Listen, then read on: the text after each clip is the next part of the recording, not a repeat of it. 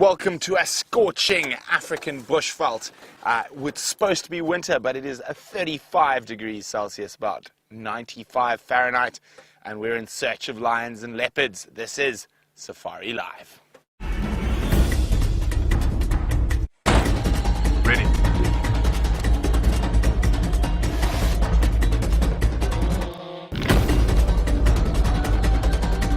Standing by.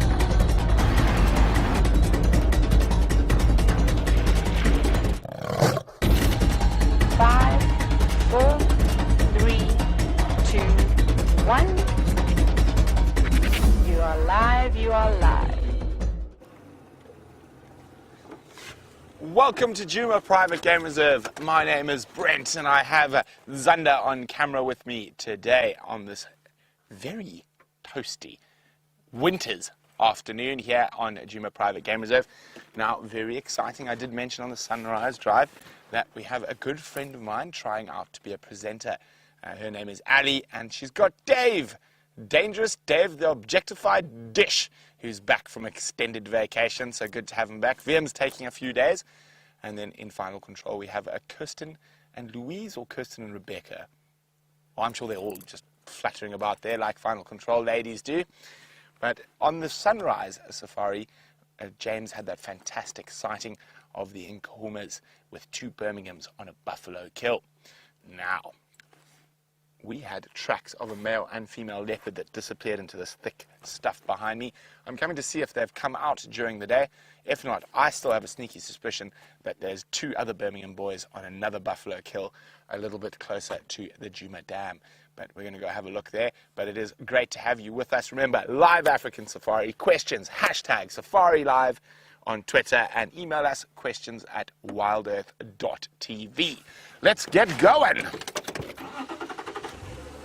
Now, these really hot afternoons make me wonder, is winter over? Has summer started early? It's going to be a very interesting summer if it's starting this early. We are suffering from the worst drought since 1993. So these high temperatures and dry days could lead to the drought being extended. And there's been a lot of betting around when the first rains are going to come, and I seem to be the most pessimistic. When we say first rains, we mean at least 20 millimeters, and I say it's only going to be deep into November. But if the drought continues, now a drought is one of those double-edged swords. In some ways, it's actually very good for the bush. The elephants come in, remove a lot of the smaller stuff that's been growing over the last 10-year wet period, creates lots of homes for insects and things like that. It makes more space for grass to grow, which increases grazer numbers like wildebeest and zebra and buffalo in the long run. So often we tend to look very short term on these type of things, but in the long run, a drought can actually be a very good thing for an area. It also brings certain species numbers down. There might have been too many of those species. And nature is an incredible thing because it balances itself out between flood, famine, and drought. And of course, a drought is a time of plenty for the lions, leopards, hyenas, wild dogs, and cheetah. But it is a time of trial and tribulation for the zebras, buffaloes, giraffes, elephants. But we have gone through a really wet last 10 years where it's been easy pickings for the grazing species, lush grass and trees all around. And the predators numbers would have declined in that. So now it's time for the predator numbers to come up, and afterwards it will be status quo. That's the wonderful thing about nature. It's always able to sort itself out. Kim is wondering what is the hottest it's ever got here. I'm not sure. I think we got to 44 last year, or this year. Maybe Final Control can remember. But I like the hot weather. I don't mind being hot. I much prefer sitting at 100 Fahrenheit than I do at 50 Fahrenheit. So there's still no sign of these tracks coming out. It's unlikely that these leopards are going to be moving too much, particularly on a day as hot as today. But you never know, and it's always worth having a look. Now, let's go meet Ali, who's with the incredible Nkuhumas Pride.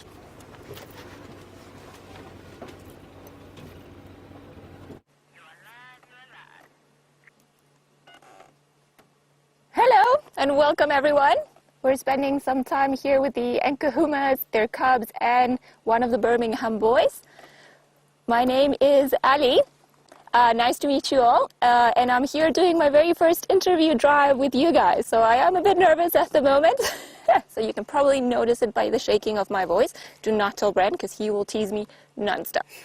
Anyway, he decided to be a gentleman and a good friend, and he allowed me to come here and have a look at this wonderful cubs in this pride, who this morning, I believe, they managed to knock down a fully grown buffalo. So they're all now just lying in the shade. It is quite hot this afternoon. Doesn't feel like winter is here anymore. And they're busy now all resting in the shade. As you can see, you can only just feel a bit sorry for them. They are very well fed, but they're all busy panting. They're breathing very, very quickly, and this is because they are very, very hot, despite the fact that they are in the shade. So if you see the stomach of all the females, even that one that's just busy feeding the cubs, she's also breathing very, very quickly. So while we've been here, they've been moving around, going onto areas where the sand is a bit cooler, just in an attempt to wait for the sun go down to then possibly go and feed on the buffalo again. It would seem by my count that all 8 cubs are around here. This is only the second time that I've actually managed to see them, and it's good to see that they're all still doing very well and all still around. I do think they are the prettiest lion cubs I've seen in a very long time. I have only seen the Styx cubs recently, but this ones look by far better fed and very fluffy and very cute. I mean, look at those tiny little faces. Seems like the little cubs, it seems like they are just a bit more energetic than the adults, just moving around. They've been getting up and trying to suckle from different females at the same time. So 3 of them, maybe now just 2 of them are busy feeding. And the rest of them are either playing with little twigs or also just trying to cool down and just not be as hot. It does seem like the cuddles are a bit too much in this weather.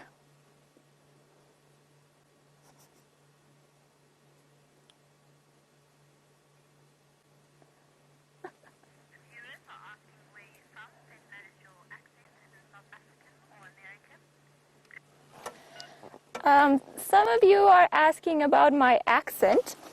It is a very big combination of things. So I am originally from South America, where we learn the American English, or we learn English with the American accent. However, I've been living in South Africa for about 5.5 years now, so I've also picked up a bit of the accent. So I don't know, it's a bit of a combination. So you guys can tell me what do I sound like, because in my head it's all in English and I am a native Spanish speaker, so it's all very new to me. Sounds very different in my head. So that is where I'm from. Came all the way just to be able to appreciate things like the one that we're viewing at the moment and just enjoy the general beauty that Africa has to offer.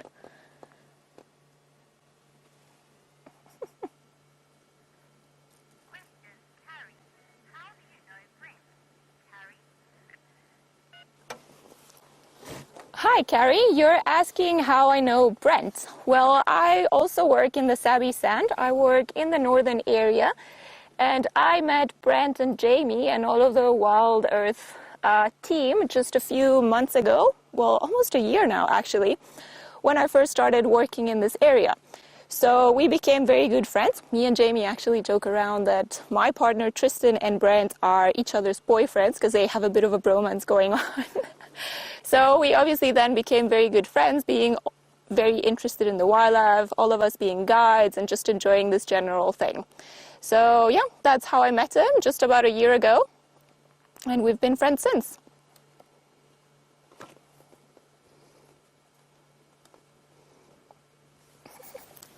Seems like the little ones at the back are a bit more active and just enjoying chewing. It would seem like a little piece of branch or a piece of twig that they had earlier on. Maybe they're just giving up on their little oh no. Just as you say, there's always somebody that's got to prove you wrong. I think he's just not. Yeah, he is a bit more energetic. I don't think he wants to take the general nap as the rest of the pride. But they keep moving around, going on enough.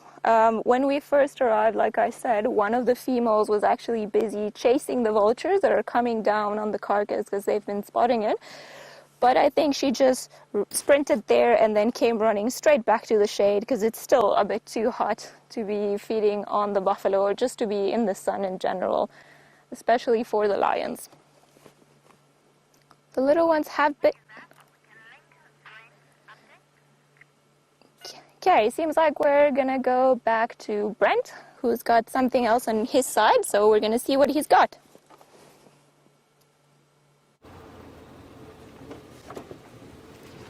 I've got a wonderful bumpy road in front of me. So I'm not going to spend too much time. I can see that the leopards haven't come out of that area. Herbie's going to be out a little later when it's cooler. So he's going to be able to traipse around and hopefully find those leopards for us. Now, what really fascinated me this morning was all the vultures around the aptly named Vulture's Nest Road. So I'm going to go have a look, see if we can still see the vultures. If we can still see the vultures, my little theory that the Birmingham boys that are missing from the Nkuhumas might have another buffalo kill in here. With all the pandemonium that was going on last night, it's quite possible, because I had lions right up against our fence. Zander, was that your first male lion close to the house?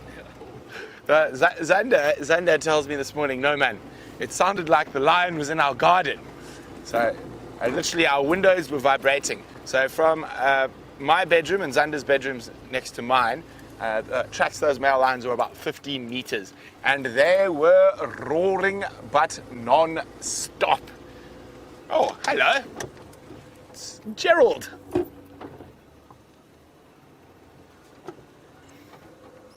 Let's try find a gap through the trees. Maybe a bit further forward, I think, is going to be better.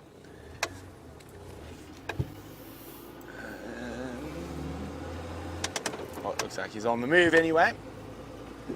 Let's get around. Is it just one? Looks to be a single giraffe. There we go. There's a little gap. Almost. Oh, too far. There we go. Gerald is brunching on a baby baby jack. Oh, blah, blah, blah, blah, a baby leadwood tree. Yes, aren't you, Gerald? I think a big adult male giraffe.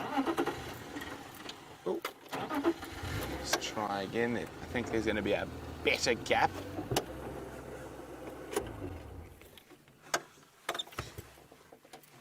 Hi, Haley. Haley's wondering, is it easier to find animals during winter or summer? Well, Haley, winter is a joy. And coupled with the drought makes it even easier. The tracking is magnificent at the moment. But when the green is here, it's very difficult. The roads become quite hard because of the rain. It compacts the soil. And the grass can sometimes be as tall as me. So spotting anything that's not on the road can prove a bit problematic. So it is definitely easier in the dry season and even easier in a drought. What have you spotted, Gerald? Now, giraffe are very good at spotting things. Obviously, their long neck. Now, I wonder what Gerald has spotted off towards Hyena Road. No, not that interesting because he's looked back. So if it had been a predator like a lion or a leopard, his focus would have remained intent on that area. It could be an Inyala, an Impala, a buffalo, could even be another giraffe.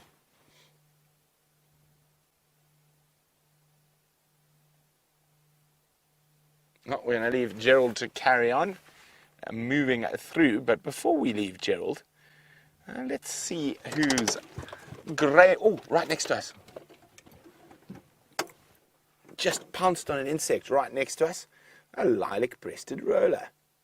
What do you got there? Oh, was that a grasshopper or a piece of stick? Oh. Look at those magnificent colours of a lilac-breasted roller. Well, off it flew.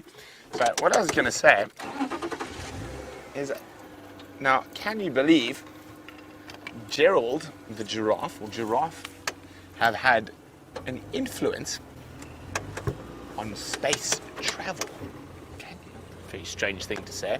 So, who out there can tell me what specific thing that is used in space travel and hypersonic travel was developed based off a body part of the giraffe? Who can tell me what item that is used in space travel and supersonic travel was designed off a design that came off a giraffe?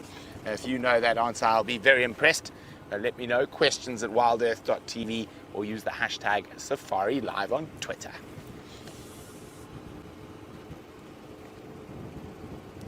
Now, as most of our viewers know, I am a massive fan of predators. My favorite, of course, being the African wild dog, but I do love all the big cats as well.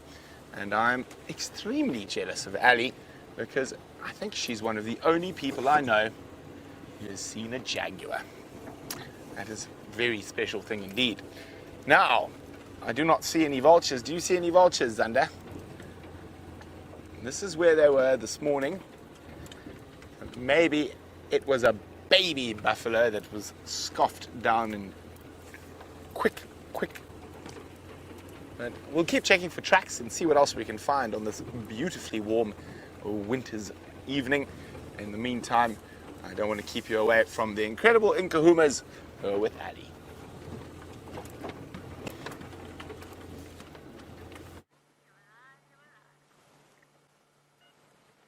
Hello again. Here we are with two of the females that have raised their heads, and it seems like they're looking at the vultures flying up in the sky. It is a bit too hot, however, for them to even try and move around, so I think this is as much attention as the vultures are going to receive for now. But I just wanted to point out a very cute factor that I noticed while we've been sitting here. I don't know if you can see that cub at the back sleeping with its feet on top of its sibling in a very comfortable way. And then if you look at the male, at the Birmingham male, he's also got his feet on top of the female. So it makes you wonder if really they pick up these things from their parents from a very small age. Or if the one that is leaping down, because I cannot distinguish from here, is a young little male that's maybe using one of his female sisters or little cousins just as another post. Yeah, we can see here also the female. He's just busy looking around. It seems like there is something that has got her attention. And she's just keeping an eye out because they'll be very protective of their kills and they won't allow any of the other predators around to come in, not even the scavengers like the vultures. It seems, however, that we're going to have a bit of a surprise also joining us here on the side. One of the other males has decided now to move. He was sleeping far away from the rest of the crowd, but he is now finally gotten up and made his way to the rest of the pride. And in the process got a bit tangled with a bunch of branches on the ground. Oh, and he's being very polite, and then hopefully that's not what he thinks of us. Alrighty, well, I can let you guys know that the carnivore dung, or poo if you want to call it, from the lions is, in my opinion, the stinkiest one of them all. So yeah, especially when they've been eating a lot of meat that has been under the sun, like that buffalo over there, it doesn't leave a nice aroma out in the bush.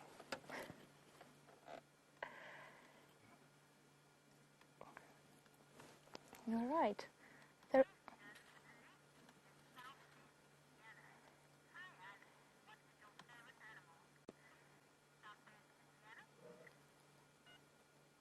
Lucy from Southwest Indiana is asking me what is my favorite animal. I don't have just one, and that is a bit of a problem. My ultimate favorite animal are rhinos, just because I am very biased because I worked in a rehabilitation center with rhinos and they gave me a tiny baby rhino to look after. So after that, I don't think anything else can really compete. But lions are my second favorites.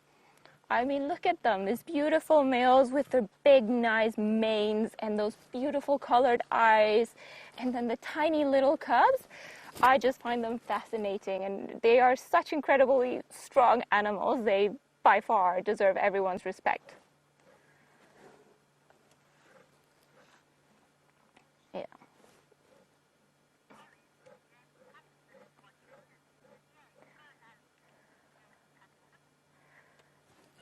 Thank you, Jamie Patterson, for the yay. You promised you weren't going to watch the drive, but it's fine. As long as the lions are around, everything shall be fine.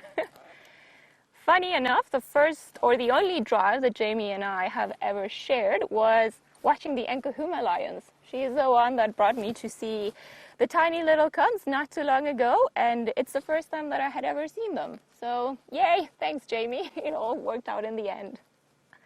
Oh, well, hello. Seems like there is something lurking around. Wonder if maybe she's seen one of the vultures that we can't see from here. And she's going to investigate just to make sure what's happening. Ooh, there goes the male as well. And you can see a vulture there, but I think they are a bit too full and maybe a bit too hot to run to the kill. Or maybe the male has got different intentions.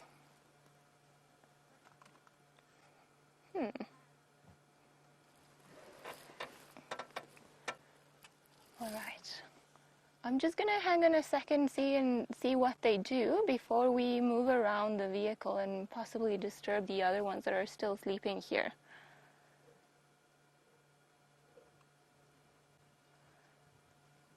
It is funny, it almost looks like this male is looking to mate with her, or maybe even preventing her from getting to the kill. Because he is busy now just marking and just covering, kicking it back with his back legs.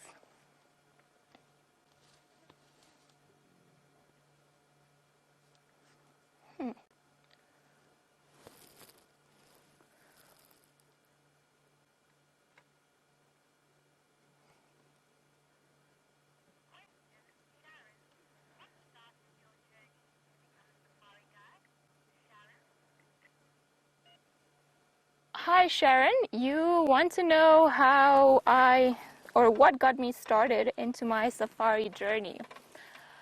I don't really know, if I can be very honest with you. I came to South Africa initially just because I wanted to volunteer for a little while.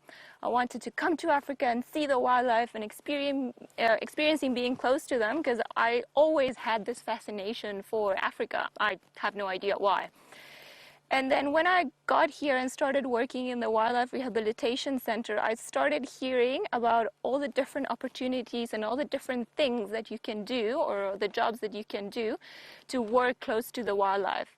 And one of them was obviously becoming a safari guide. And to me, it just seemed like the perfect thing, because I had dealt with animals, wild animals in captivity, and the process to rehabilitate them and put them back in the wild. So I knew everything about the captivity. Well, not everything, but I knew a bit about the captivity, and I wanted to see those same animals doing what they're actually supposed to be doing and in their environment that they're supposed to be being in. So that's pretty much what got me into it.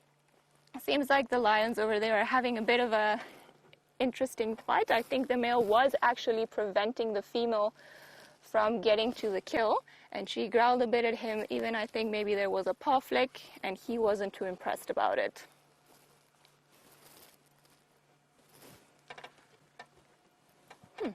Maybe he's just being a greedy old boy and he wants to keep all that buffalo for himself.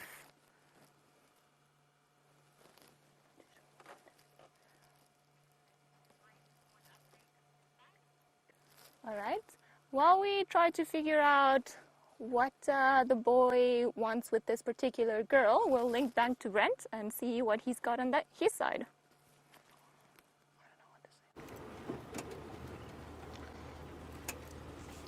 So the one thing about this hot weather is it does tend to keep the predators deep in the shade.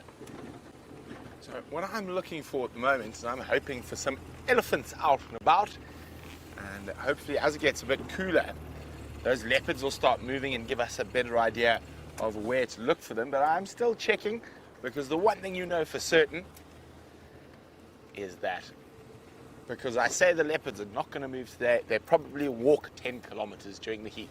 Of course, it's unusual, but not uncommon. The animals are quite able to disprove the guidebooks on a daily basis.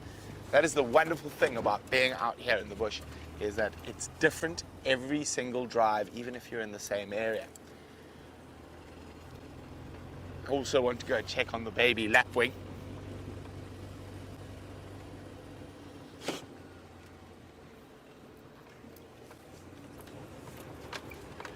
Well done to Judy H on the giraffe quiz about what piece of an astronaut or a supersonic jet fighter's equipment was designed based off a giraffe, and it is correct, a compression suit or a G suit.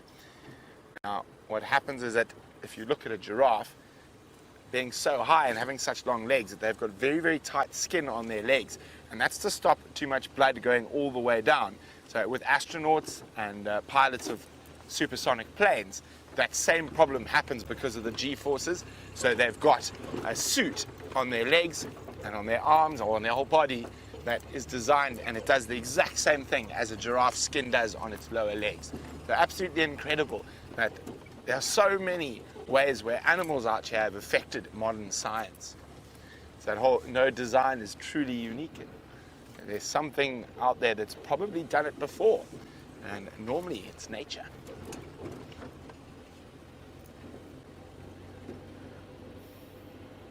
Now our Djuma Dam Cam aficionados, keep a lookout for ellies for me. I'd love to see some ellies. I feel I haven't had enough time, a nice elephant sighting for a while. I've had a few down on Cheetah Plains, but I feel like a really nice one, just be surrounded by elephants. So keep an eye out for elephants on the Djuma Cam for me. I'm hoping there might be some appearing at Buffels Hook, but I think that water's more like soup.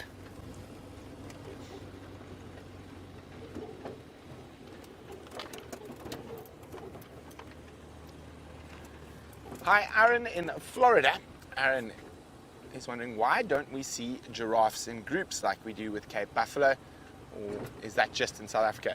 Well, the male giraffe are quite often solitary. Hello, Impalalas. Off you skedaddle. Hiding out in the shade. Don't want to move too fast in this heat. So, Aaron, giraffe do occur in herds. Generally, you'll have herds of females. Males are attached to them from time to time, but it's not uncommon to find male giraffes being solitary.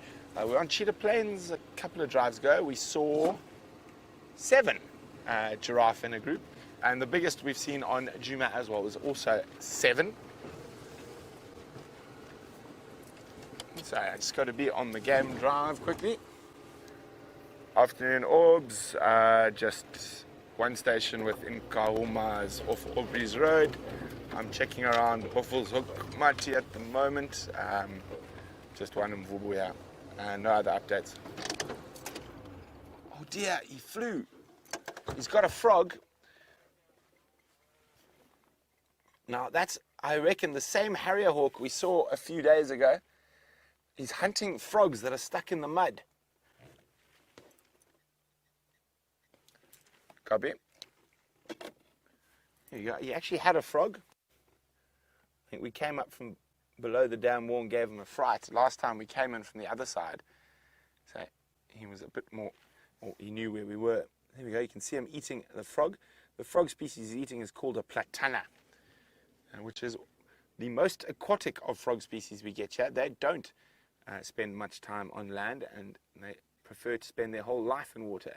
Well, that's what a platana looks like going out the other way.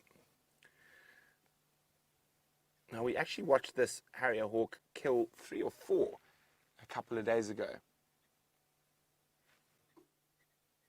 I'm just going to move a bit forward. Hopefully he flies back down onto the mud.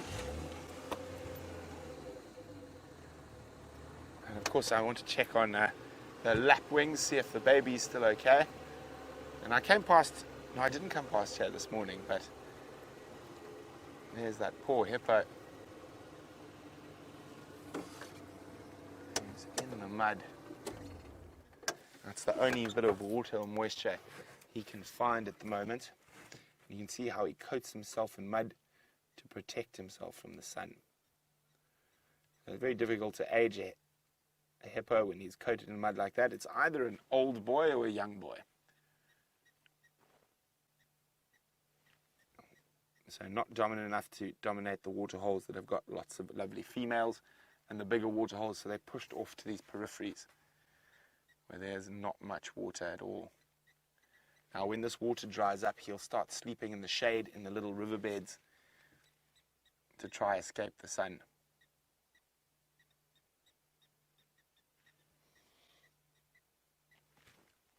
You want to take a guess how long until the water disappears, Zander? Not 10 days, I think, and there's not going to be any, it's just going to be mud. Now that harrier hawk looks like he's thinking about coming back. We're not going to disturb him from his meal. We're going to keep on our adventures, seeing what we can find. And from one bird of prey to another with Ali.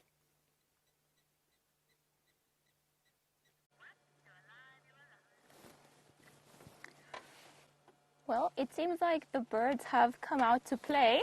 We are looking here at a hooded vulture. That's probably the reason why 2 of these lionesses were looking up early on when we were watching them.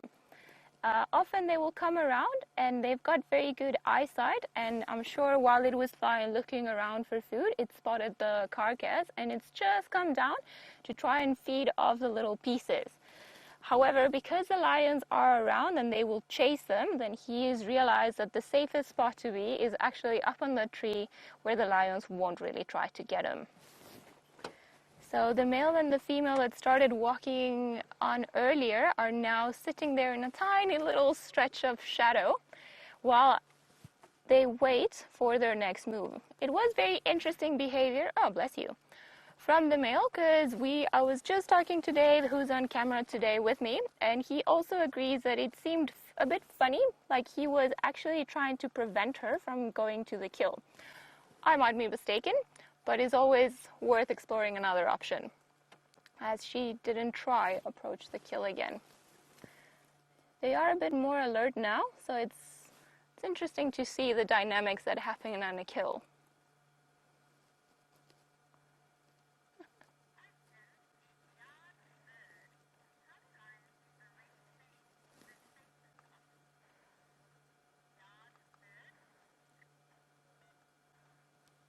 Sorry, I couldn't catch the name, Kirsty, in Final Control, but one of the questions came through of how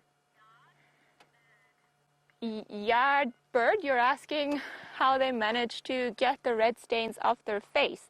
So lions are very clean animals. A lot of the times they will use their tongue as a brush to try and get rid of all the blood all around their faces. So they'll also start licking their paws and their arms, and then they'll stroke their paws just like a normal house cat does against their face, just to try and remove all the little pieces of meat, of blood, all the dirt, anything that might be around there. But also what they do that is very unique with lions and has a multiple purposes is the fact that they will then go and allogroom, and by this I mean that they will go and start licking each other and trying to help each other up keep clean, and then just in general maintain a better hygienic condition. So normally they'll feed, and then once they're done, that's when you see them licking their paws, scratching their faces and everything else. It seems like the female has one still there.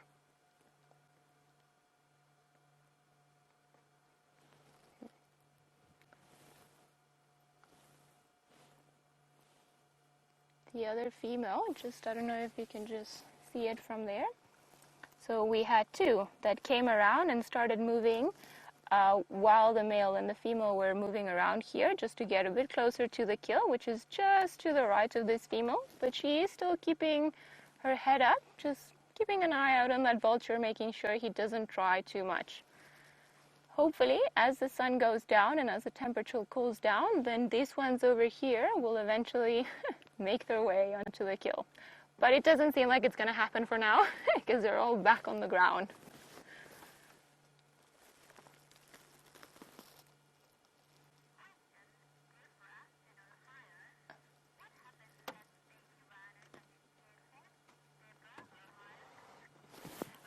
Hi, Deborah from Ohio. You want to know what happened to the little baby rhino that I was looking after. His name was Bobby, and unfortunately it died. It is a very sad and tragic story. I know I cried a lot, like bawling my eyes out when this happened. But baby rhinos are very susceptible to ulcers, stomach ulcers. They need a very particular milk formula, and they get stressed very easily, so they need to be accompanied all the time. And unfortunately, it happened so that Bobby didn't survive. It was horrible. I was crushed, but then also it just gave me a better appreciation for all of the ones that are still alive. So whenever I see a tiny baby rhino, I can't help but make the rhino noises that they make, because for such a big animal, they make very, very high-pitched noises. And you know, my heart just goes all warm and fuzzy inside when I see them. So yeah, not a happy ending, but it worked out in the end.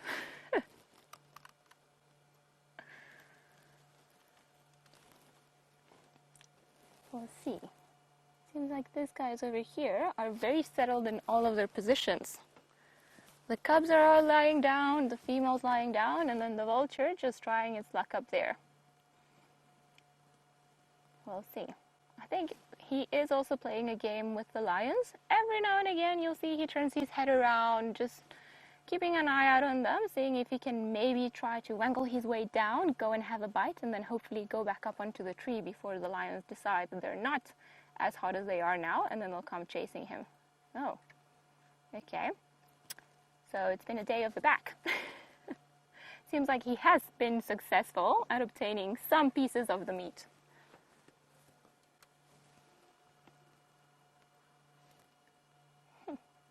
Turning around, facing the lioness.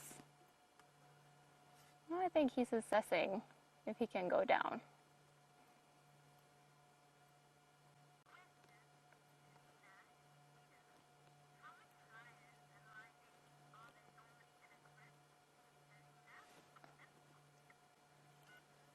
Hi, Helena from Sweden. You would like to know normally how many lions or lionesses there are in a group. There is no right answer for this. It depends very much on the area that they are in, but I would say that the basic structure for a pride is a female or two females together with their cubs. I have seen a variety of prides that have gone from one female and two cubs that actually weren't her cubs, just in the southern part of the Sabi Sand. She's also known as the Charleston female. And I've seen prides of lions of over 20, 22 lions at a time, so you've got quite a big range.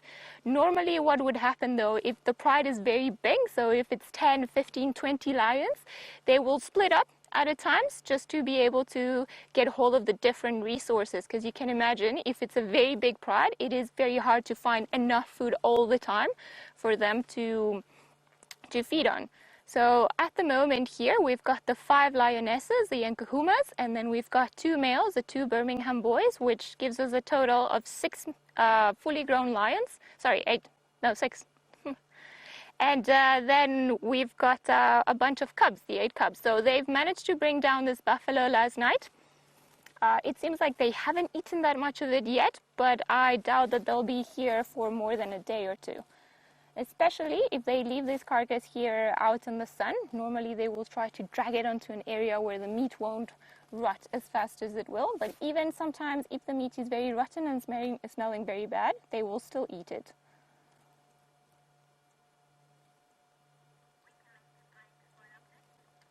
All right, while we stay here with this guy, see if anything else happens, if any other heads get up, we'll go back to Brent, see what he's got on his side.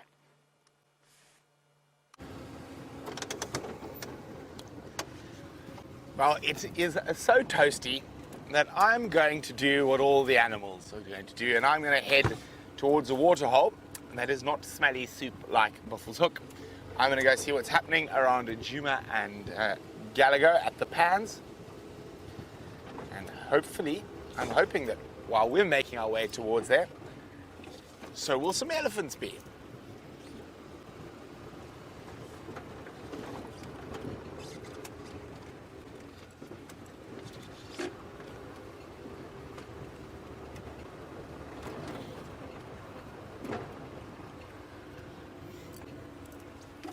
Hi, I'm Monique in London.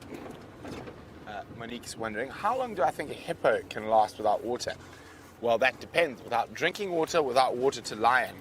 Now, I know hippos in southern Tanzania that spend their whole dry season out of water, hiding in little gullies, almost just like this one we're about to drive past, where there's big shade, and they are able to last a year or two sometimes without actually being into water. Of course, it's never a full year or two, because when the rains come, there are little puddles around.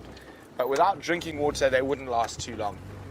They do need, but the problem is when there's no water, there's no grass. And most animals die of malnutrition rather than thirst, because there's probably always a little bit of water around, but there's no food around that water. And that's what really gets them.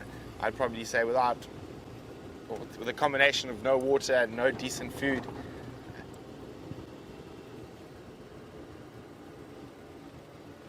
listening to radio there a second. Okay. Without water and without decent food, I reckon maybe not more than 2 weeks.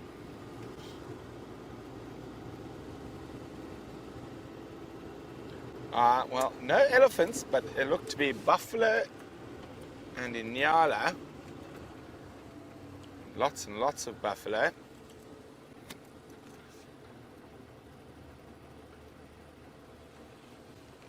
Okay. Now, let's just have a look if there's anything hiding in the shade behind.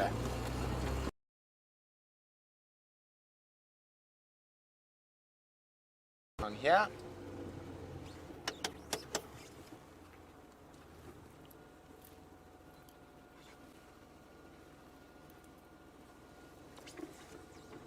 Nope.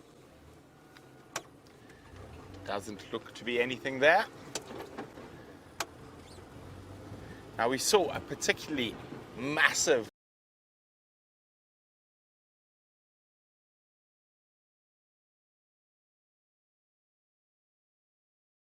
old boy, but the one thing is, the real judge of sort of buffalo health is if you have a look at the breeding herds. I mean, these guys are all really old and retired, and we haven't seen a nice big breeding herd for quite some time. But let's go have a look at these buff.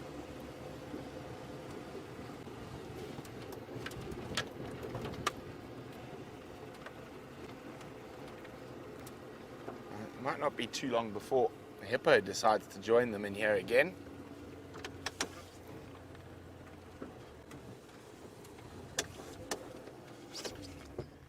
Hello, old men. Now, one of my favorite things to do when we find a group of buffalo bulls is to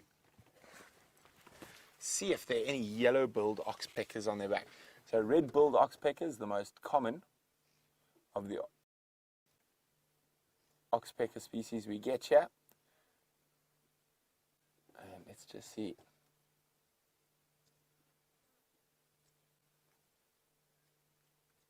Yeah, no yellow bulls, but lots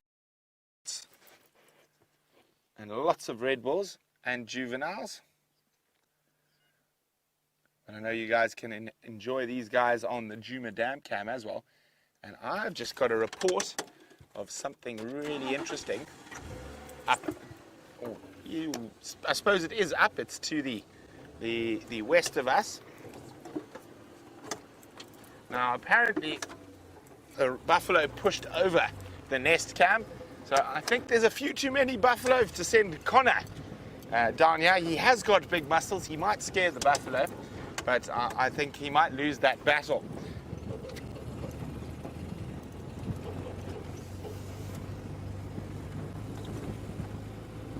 Oh, hello, warthogs.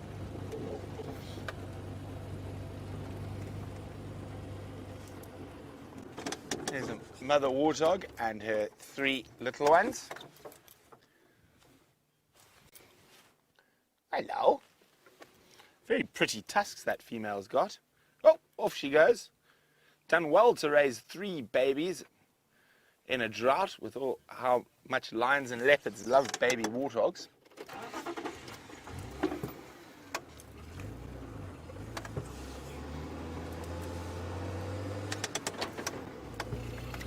Okay, I've heard about something off to the almost due west of us. So I'm going to make my way there.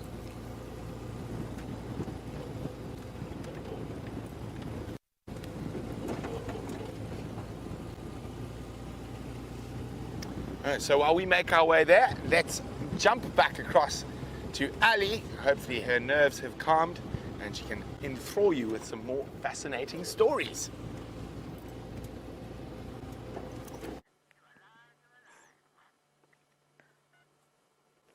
Just another peaceful day in Africa. These cubs, surrounded by their mothers and 2 of the males, they have really very little to worry about other than just passing the heat of the day. Oh, seems like one of them has got their head up. I wonder. Maybe it's a bit of a fly that's bothering him. Maybe, oh, a nice big yawn and those big teeth. Alrighty. Well, it seems like somebody's up. Just like a cat. You see, how similar is that to a house cat? Probably just about the same size. But just a bit naughtier than the rest of them. I think he is, or she, it's either trying to look for a different spot where there isn't so much sun, and possibly while doing that, just trying to see if anybody else is awake trying to play. Ah, well, hello. Seems like the flies have been quite irritating.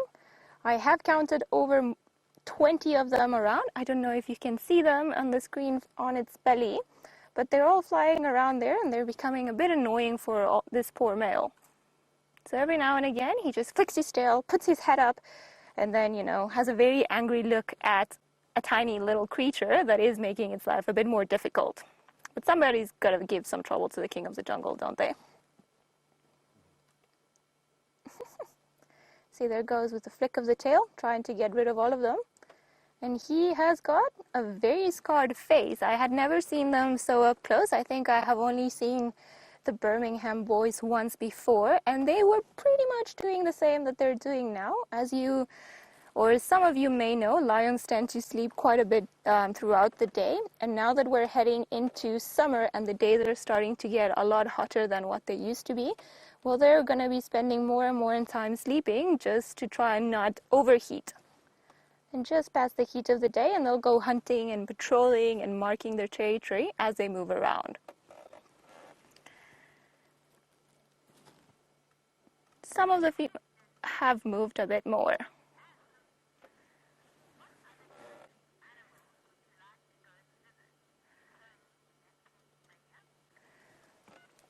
Hi, Tony from Pennsylvania. You would like to know what other countries' animals I would like to go and visit. The list is quite long, unfortunately. I don't know if I'll have enough time or money in my lifetime to go there. But I think the top of my list, and it depends on which side of the world I end up going to, are polar bears. Just especially now in this fantastic heat that we're having. I'm really, really looking forward to one day just being able to go see the polar bears and the Arctic foxes and the seals and everything else up there. I do terribly bad in the cold weather. I suffer greatly because I come from the Caribbean, so I am used to this heat. But those are ones that I would like to see. I would like to go back to my country and see more jaguars because I've only saw once running and it was a very fleeting and passing moment, and I would like to spend some quality time with them as I've done with some of the leopards around here. Tigers, definitely for sure in India. And then just the great one-horned rhino in Nepal. That is also at the top of the list. And then I could go on for a long time, but I think those are the ones that in the next 10 years or so, I hope I'll be able to see. But for now, I'm pretty happy with the lions as well. I mean, look at those tiny, cute little faces. I must say, it is quite the achievement that some of the cubs are still cuddling around and just sleeping on top of one another. Just imagine having this big fur coat, and that's why you're in the shade, and then on top of that, there comes somebody, which is also like an additional gigantic blanket that wants to come and lay on top of you. Yeah, that is a real proof of love right there.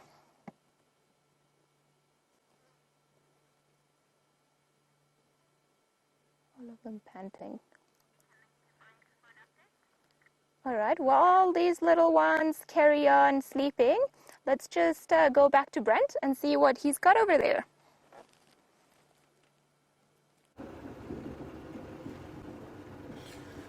I'm continuing my search for elephant, but very, very unsuccessfully.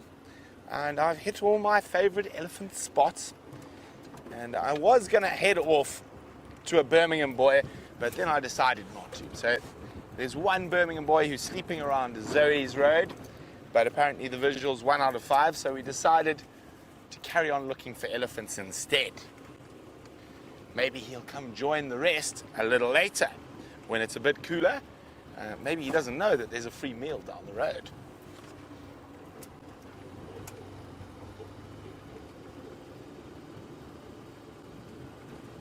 Okay, so where haven't we checked? We have not checked Sydney's waterhole yet, so let's go there.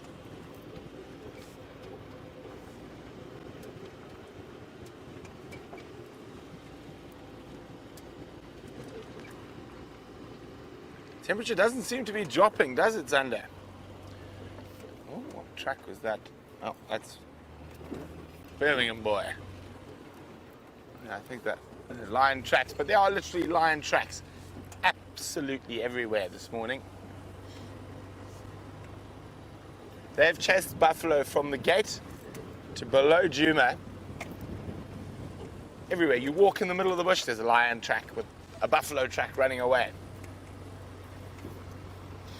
But at least they were successful eventually.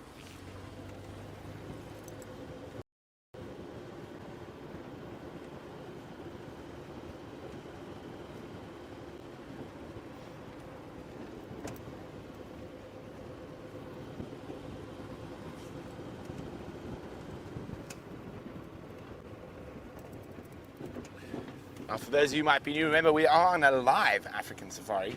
You've just been watching lions doing what lions do best, which is sleep.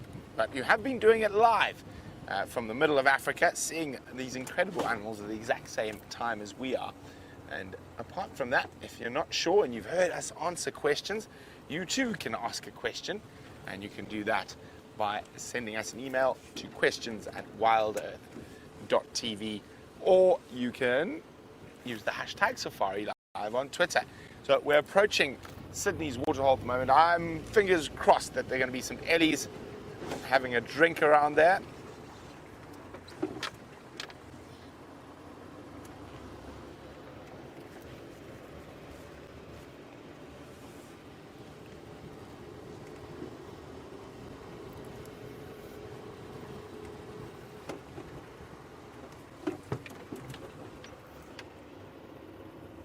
Okay, fingers crossed. What is it, Sydney's waterhole? I wouldn't even say no to a striped donkey or a horse wearing pajamas, otherwise known as a zebra. And it's even so warm that we're not actually seeing many birds either. They are doing the gula flutter. Now, the gula flutter is a funny little thing, and I'll explain that shortly. There's definitely no elephants because there's heavy machinery at work. Andrew, they are unattended at the moment. I'm making my way.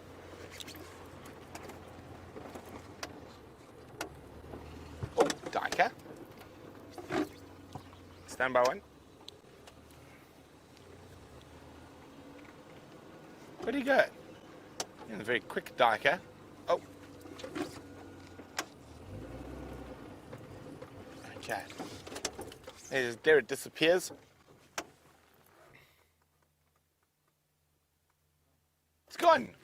Very quick. Little duiker. You got to be when you're that small living out here, where everything wants to eat you.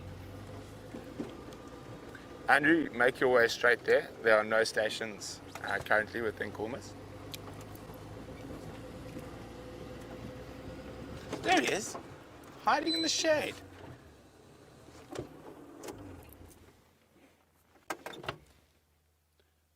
Yeah, male duiker, known as a grey duiker, G-R-A-Y, or a Grimm's bush duiker further north in Africa.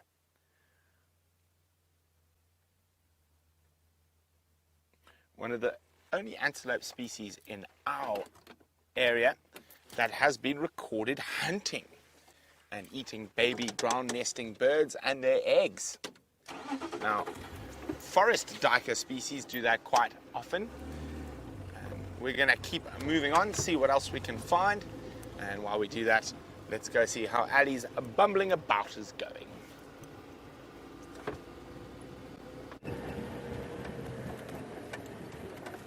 Hello again. So we had a report of another male lion somewhere around this area. I'm not too sure where we're going, so Dave is busy trying to direct me so that we don't get lost and end up in Kruger. But in the meantime, let's see, you said left, right? Yep. So we're going left to see what else there is and what else we might come around. We probably will try to head back to those cubs a bit later once it's a bit cooler, see if they're moving around, possibly even coming to feed on the kill. And I just think Brent just really wants to go and see them again because he really likes lion cubs despite everything that he says. So we'll see what we can find on our way there. It is quite nice though to be driving around a little bit, I'm sure Dave agrees, and just get a bit of breeze. Right.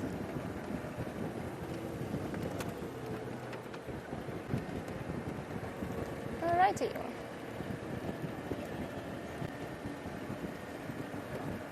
Okay, it seems like it is slightly too hot for pretty much anything but the birds to be moving around.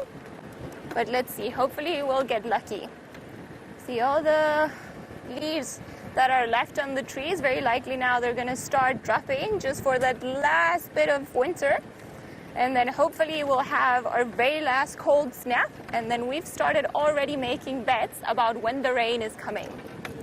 So some of it are more skeptical than others. I do think we are going to get a bit of rain, but we'll see. I could very well be proven wrong, and then who could handle them?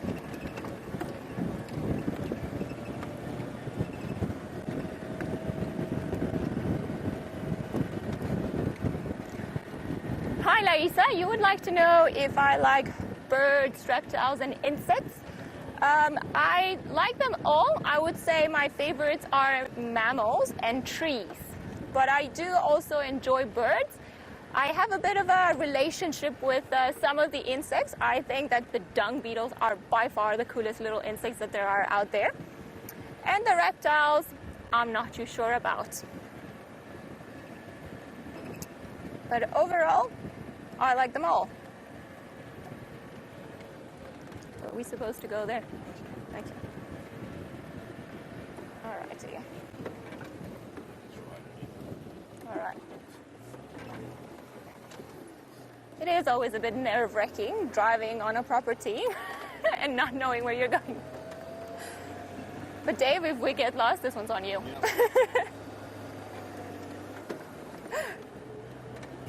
Alright, seems like it's a bit more open over here. Hopefully that's going to make it a bit easier for us to try and spot that lion that is apparently sleeping somewhere. But it is very easy often to find rocks that look like lions. I mean, look at this stump over here to our left. You could very easily think that it says lion sleeping on the shade of the marula. But unfortunately, this one is not. Don't know if I'm going here. Straight ahead. Straight ahead we go.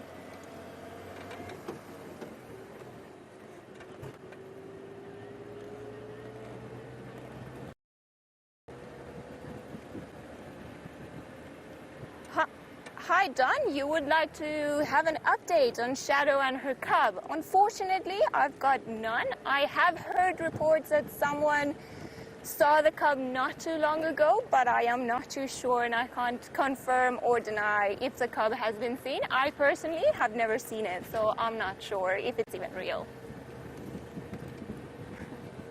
But I'm just joking. I have seen the photos of the tiny little cub and they have made me very jealous.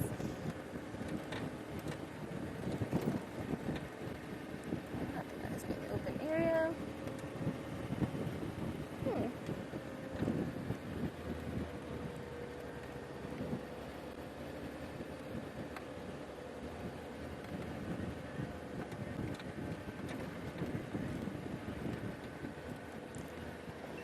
Roger, you would like to know if we have similar guiding experiences in Venezuela, or in South America, sorry.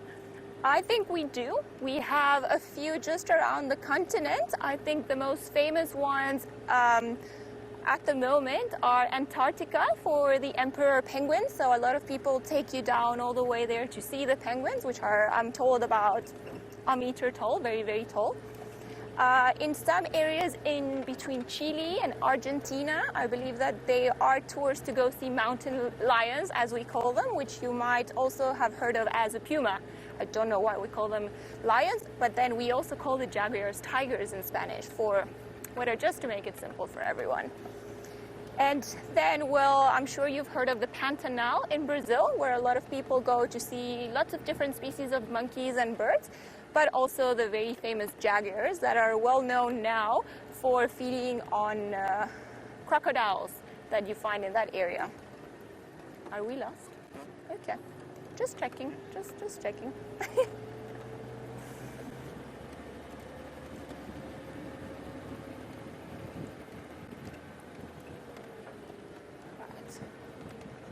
Some tracks around the road. Seems like we've had some antelope moving around. But we shall see.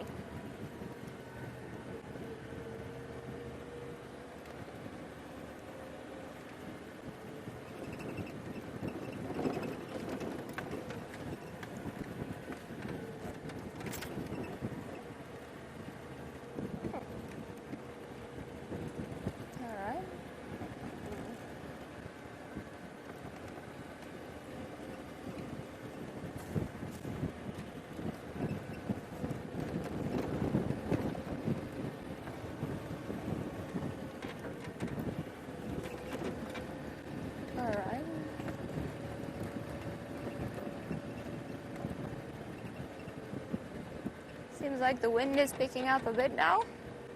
Hopefully those cubs will then just a bit later on be moving around, as well as some of the rest of the African wildlife that seems to be hiding. Ah, look. Right here on our left, we finally managed to come across an antelope. Maybe it was his tracks that we were seeing earlier on. And this is, of course, the very famous impala.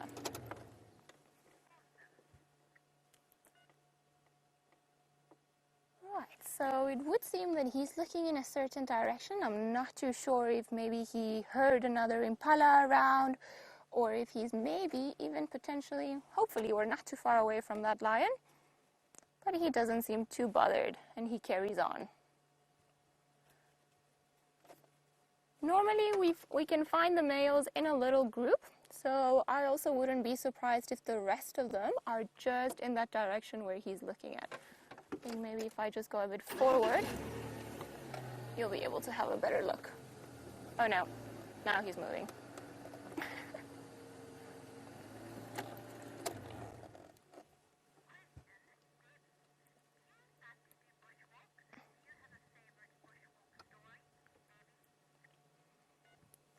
Hi Brittany, you would like to know if I like doing bushwalks and if I have a favorite bushwalk story. I enjoy doing bushwalks very much because you get to see all the tracks and the signs and the little things that you normally just leave around, because you can't stop for every single little thing while you're on the vehicle and you're driving at a certain speed, and so you miss them. But yes, I do enjoy doing bushwalks very much. In terms of a particular bushwalk story, I don't have anyone that comes too memorable. I would say maybe the only one that I always tell people about was the one time that I was doing a bushwalk and we came across a rhino.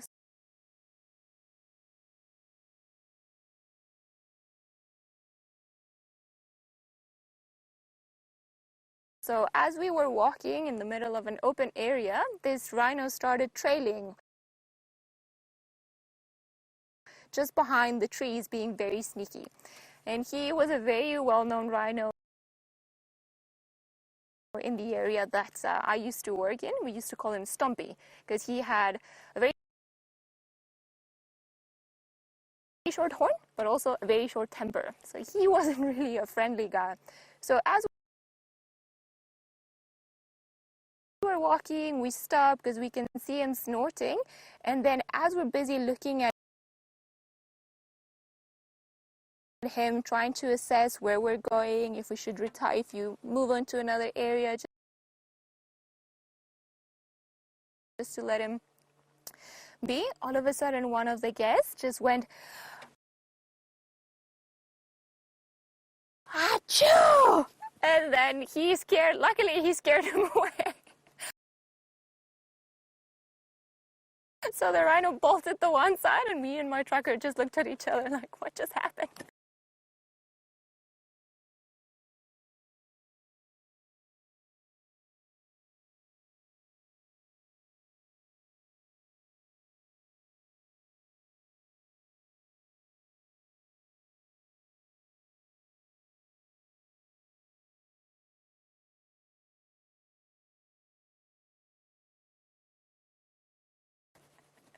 So I think that's my favorite story because I did not see that coming. Also, it was the middle of winter, so there shouldn't have been anything floating around in the air to make anyone sneeze. But that, I think that's my favorite bushwalk story because it all ended up well. There was nothing wrong with it. All right, seems like our Impala friend has left us, so we're gonna also leave him behind and carry on and see what else we can find along the road.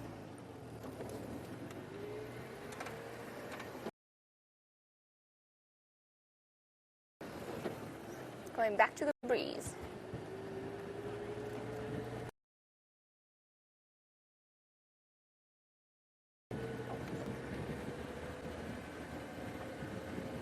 I don't know if I should reply.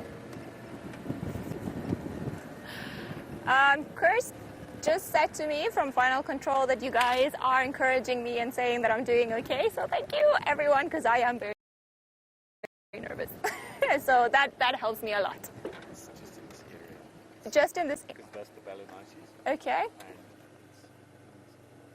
Okay, so the report is that there was a male lion sleeping close to this big tree over here. So it's one of the few green trees around because not too many things are eating it at the moment. So we're just going to scout around and see if we can find it. If you do see it before us, just let us know.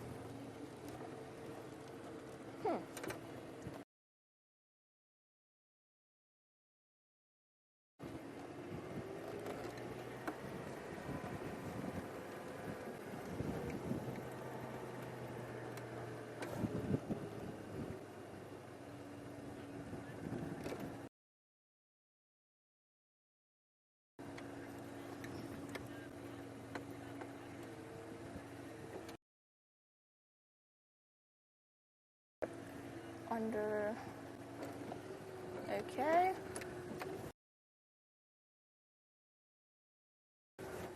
Going that way? Okay. Seems like he's just a bit further down the road.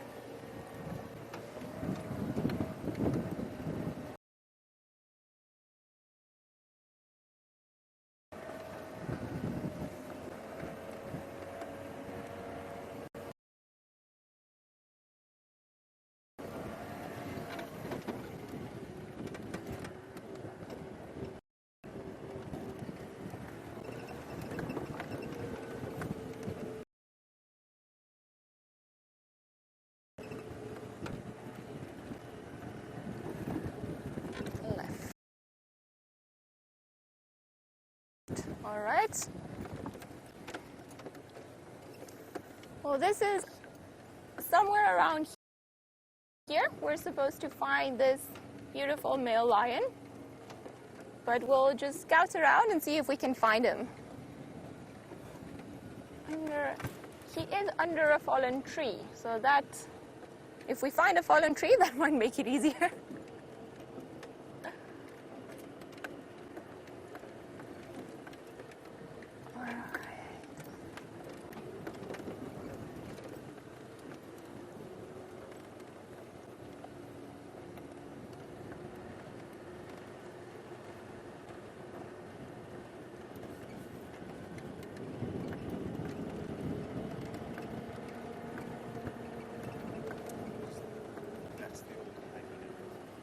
Okay.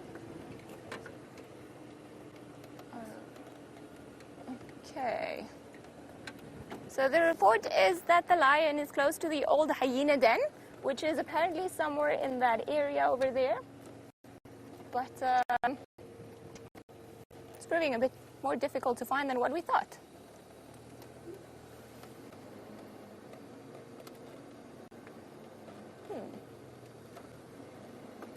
I don't know. I don't really know if there is a road around there. If not, we'll just get to the end of this road, and worst case scenario, we'll come back and backtrack ourselves.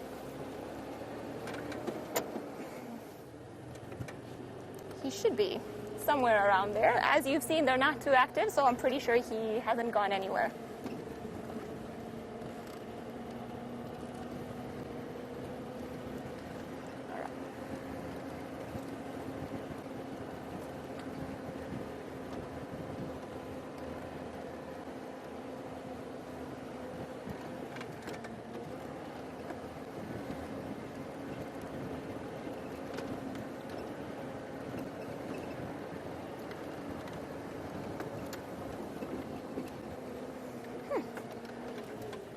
One of the reasons why there aren't too many animals around here could be because the male lion is somewhere around here and everybody's a bit more informed of its location than what we are. So I'm sure some of the antelope in the area have probably moved up should they know that he's here. Let's just see.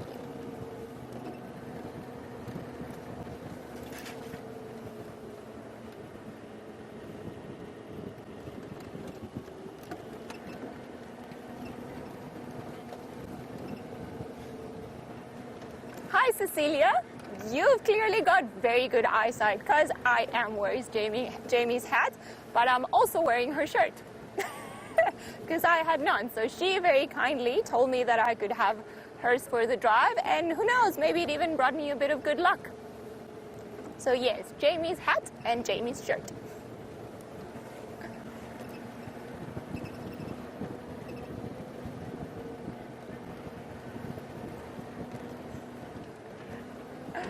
Hi Tasha. Well, the good thing is that me and Jamie have a similar size, and then I did put on her shirt, so who knows, you guys have good eyesight.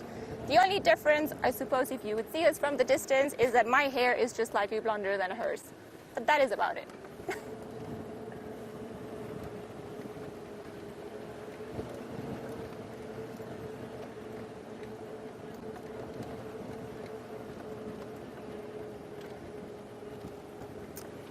There is a question from Valeria. She would like to know what my most unusual sighting in the bush has been. And I'm not too sure. I would have to say that one of my most unusual sightings recently was actually mating skinks. I have never seen that before, and I got to see how the male started following the female and then eventually grabbed her and bit her and then just put it on. So it was quite distressful to watch from a distance. Also because it happened on the window ledge of the office that I currently work in. So that added to how unique the whole sighting was. But I think for now, that was by far the most unique thing that's been happening to me in terms of wildlife sightings.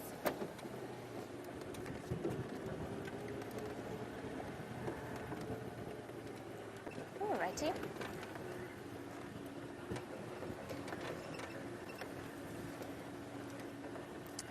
Lynn, you would like to know what my scariest sighting or situation has been on a drive. And I think the scariest one that I've ever had was once when I was driving. Normally the trackers sit there in front of us just to help us with the tracks and everything that we find. And as we were driving along, just at that time, a black mamba came from the other side and it braced itself because I think it just wanted to cross the road, and we just sort of happened to coincide in the same spot. But my poor tracker got such a fright, he ended up pretty much on the windscreen.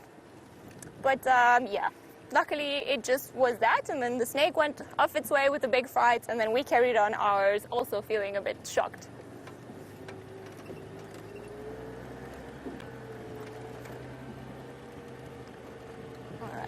Maybe from this side we'll get a bit of a different view and find out where this male lion is hiding.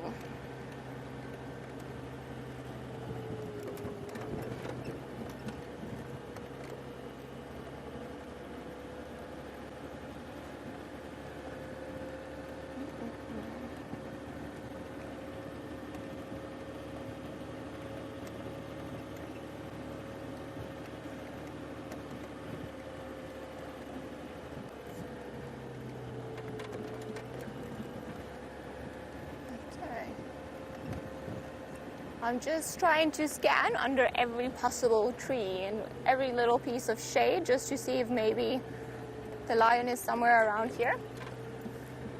I think the old hyena den is not too far from here. We saw it from the other side, so hopefully it'll be somewhere around there.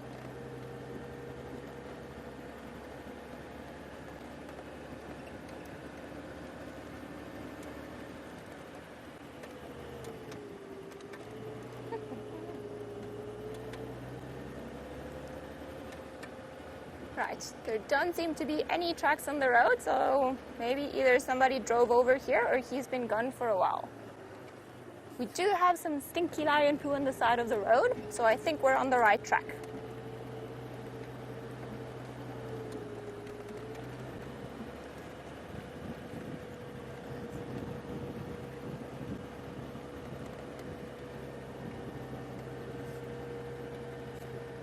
I must say, it is very beautiful in this area compared to some other places where I've worked. The amount of termite mounds that you can see as you drive along, because we've got here just up ahead on the right hand side, and there is another one just further down the road on the left hand side, and they are so big and beautiful and just, well, the perfect place for all the cats to go on top and then just have a look and scan around to see what they can, if they can spot their prey or another potential predator.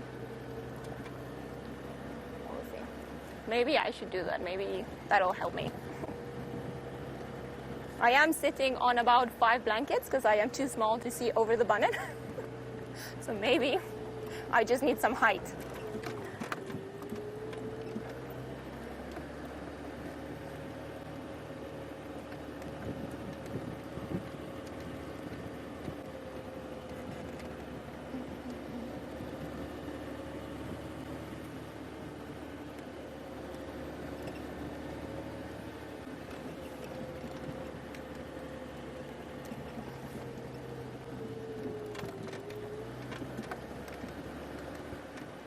Well, in the meantime, while we look at them, there are some beautiful little birds on this side, which are some of my favorite creatures out here in the bush. Don't know if, maybe if I go forward, we'll be able to see the one on the branch there. On the top, just flying there around. I think they're just proving to be a bit difficult. Some of them on the floor, but they are being camera shy. They're not cooperating. Oh, one of them is right there. Well done. 2. These little guys are called the white-crested helmet shrike, and they're always found in small groups. So it's always nice and surprising to see them. But I think we're going to leave them because they're not too interested in our presence.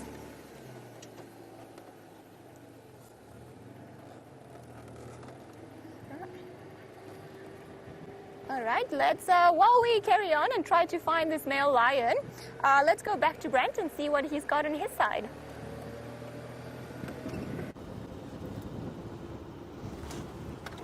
So my search for elephants is just not working out. So I've got one more trick up my sleeve. I think we're going to head across to Arathusa and check around Red Dam. Hitting all the water points today. Now it seems like something quite strange happened with our new nest cam. A buffalo rubbed it off. Hopefully Connor will be able to fix it soon. Hello little one. Don't run, don't run. It is, just zoom on its head for you. It's a tiny little male. Oh cuteness. It's a young boy. Look how small his horns are. Adopting the Stean posture, the stone posture, which is one of their defense mechanisms.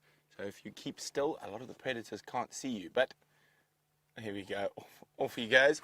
A tiny little male. I think that's the cutest little Steenbok horns I've seen in a long time.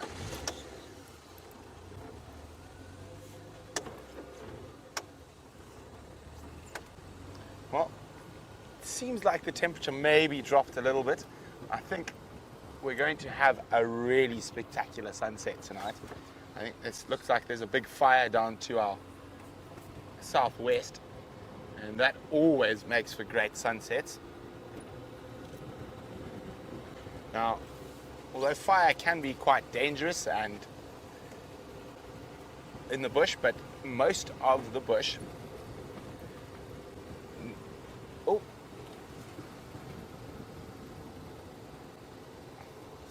I've got a very interesting question. We're going to get to that in a second. Now, we're talking about fire. Now, a lot of people immediately assume when I say fire, fire is bad. Fire is not bad.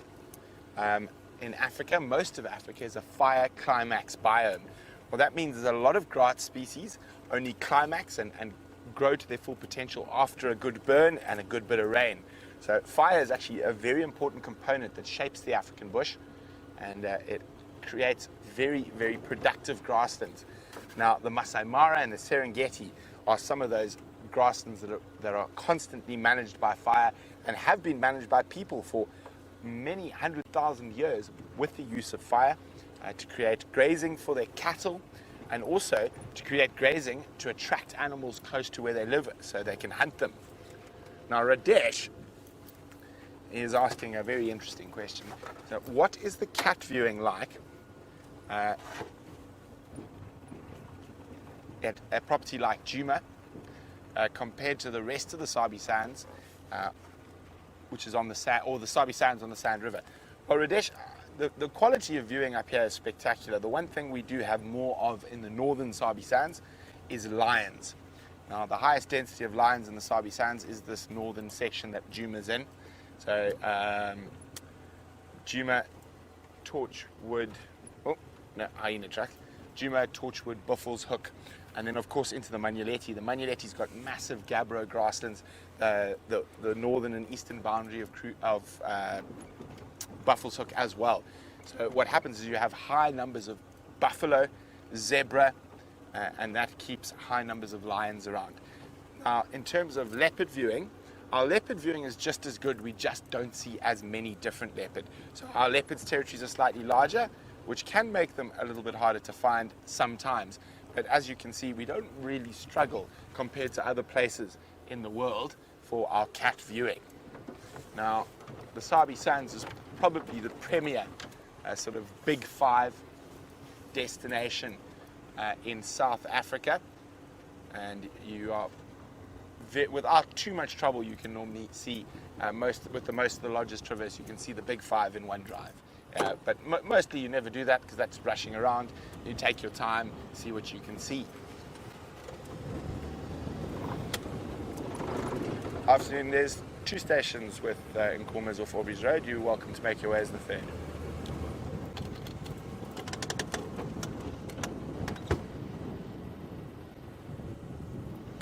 Okay. You can see this weird airy light that the smoke is causing. see if I can get you a view of some of that smoke shortly. Now, what I think, just judging by the amount of smoke and the drought we're having, I think that's a commercial burn. So you can see it up next to the sun. You can see that line of smoke in the sky there. Now, what I think they're doing is burning sugarcane way down south. Now, that's quite far away, probably south of Nelspruit, the town, and the smoke's being caught in the winds and blown in this direction. That fire is very far from us, and just the amount of smoke, because this year, because of the drought, there is no grass for the fires to burn. So it's very unlikely that we get a runaway fire this year. But while we go see what's happening at Red Dam, let's go see. It sounds like Ali's found a tiny little feathered friend.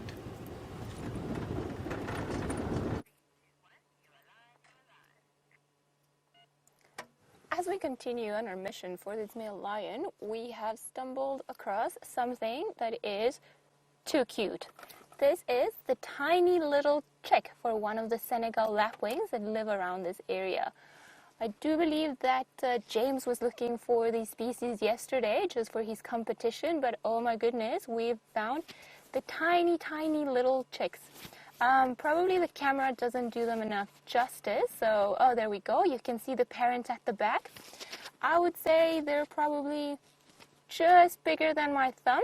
So tiny, tiny little chicks just following their parents around, just looking for food and moving very, very fast. We almost missed them.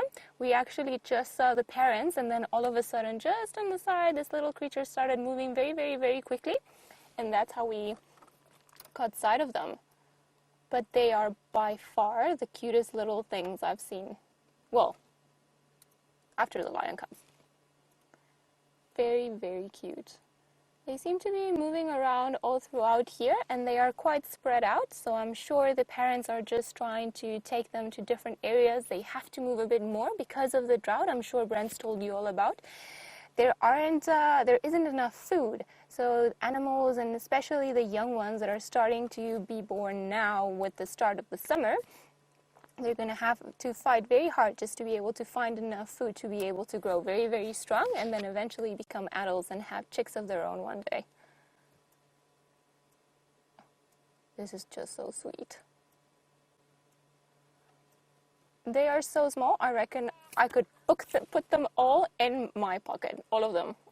We counted 5. I'm not too sure if it was 5 or maybe 4 of them, but wow, these are by far the tiniest chicks I've seen this summer, and I'm very excited because it means that we are finally not cold anymore. Now we're gonna get to complain about being too hot, which is always better.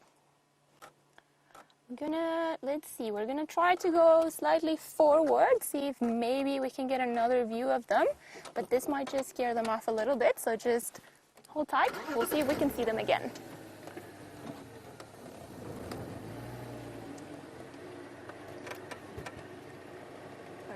Want to go very, very slowly so as not to disturb them. See, the parents are taking them onto safety. Oh, I see there's one of them there. Okay.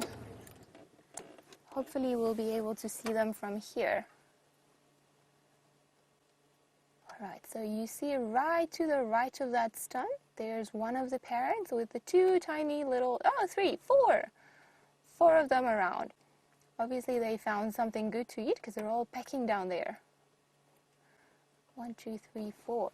I wonder if there's a 5th one that's just, maybe I imagined it, gave them another sibling. Very, very sweet. Now, in comparison to the lion cubs, these guys will have to grow into adults much, much quicker and learn to fend from themselves a lot quicker because their lifespan is shorter, but they also don't have that much time or that much care from the parents before they're kicked out and they go off on their own.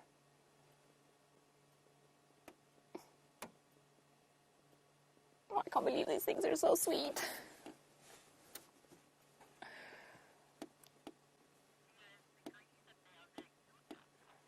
Good. I am happy that we all then agree that these are very, very cute. All right. We are going to, however, leave them around here for a little bit. Try to go forward, just see if we get another view of the ones that are just roaming around, just because it's so funny the way they run. It's almost like they're trying to walk fast, but their feet are too small. So it's almost like a cartoon when you just see the feet moving around. Let's just give it another try, see if we can see them running like tiny little chicks.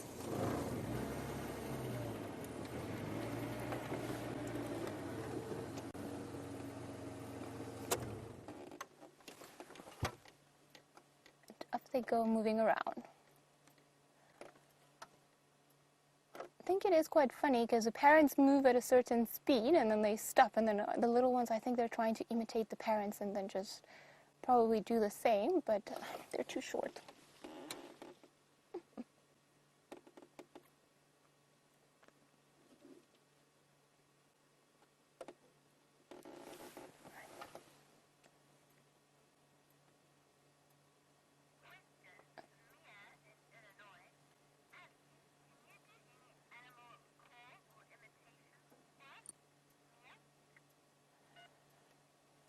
Mia from Illinois just asked me probably a question that I'm very embarrassed to answer. She's just asked me if I can do any animal imitations. I am terrible at animal imitations, but I can try to do a rhino for you, which is the only one that I know, and that according to other people it almost sounds like the animal. So I'm going to try, but yeah, I'm sorry. Please don't make too much fun of me. So a big rhino bull will go like this.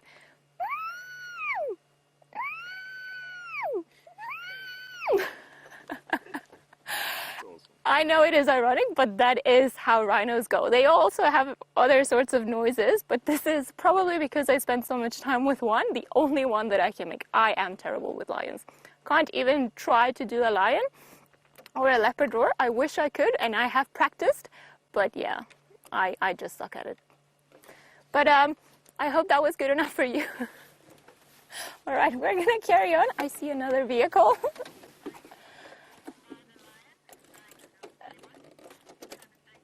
Okay, we are going to quickly go have a look at what Brent has got over there. I think he was being a bit impatient and he's beat me to the race, but we'll forgive him because he gave me lion cubs.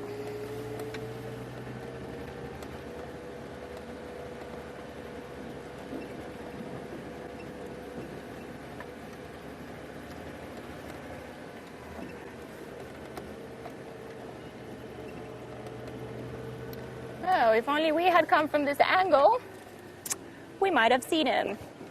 Hello, Brent. Thank you. Now I do. We came from a different angle, so we couldn't see it. You see, we can't. I don't know what you're talking about. Okay, all right, enjoy the Elise. I'll see the big belly that's right there. Okay. Okay. He's never going to let this one die. He's always going to tell me how he found the lion.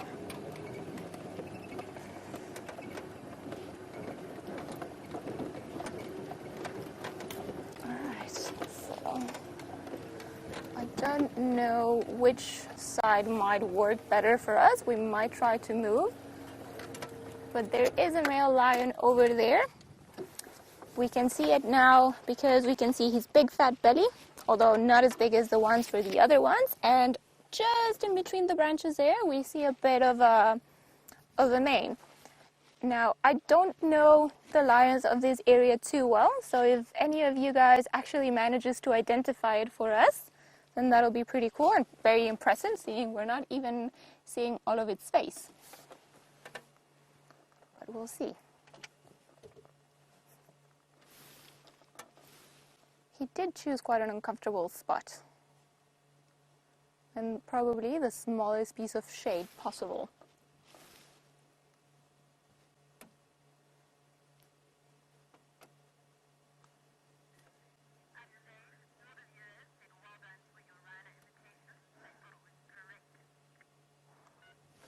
Thank you everyone for the compliments of my rhino imitation. I am very, very, very mortified that that went public. but rhinos need to be heard. Yeah. Maybe one day when I'm bigger and have found more voice in me, I'll be able to do a lion. Hopefully one day talk to them, ask them why they have to sleep when we want to see their faces.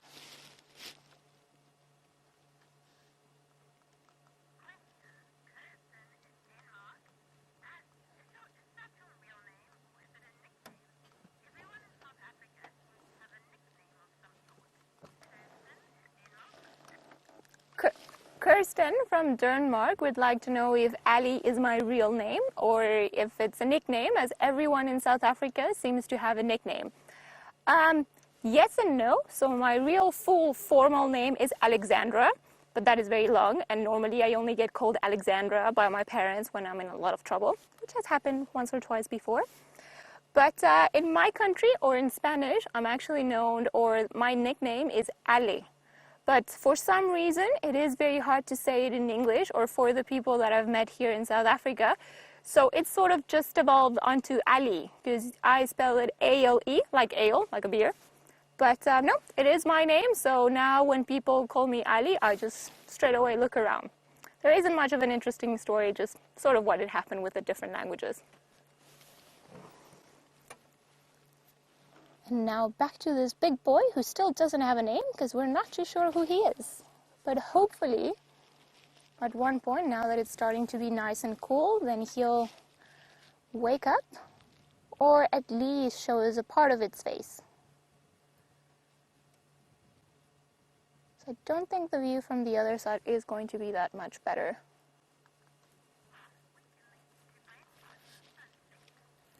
All right. Seems like today we've got some beautiful clouds around, so let's go over to Brent and see the pretty sunset that we're sharing all the way from South Africa today.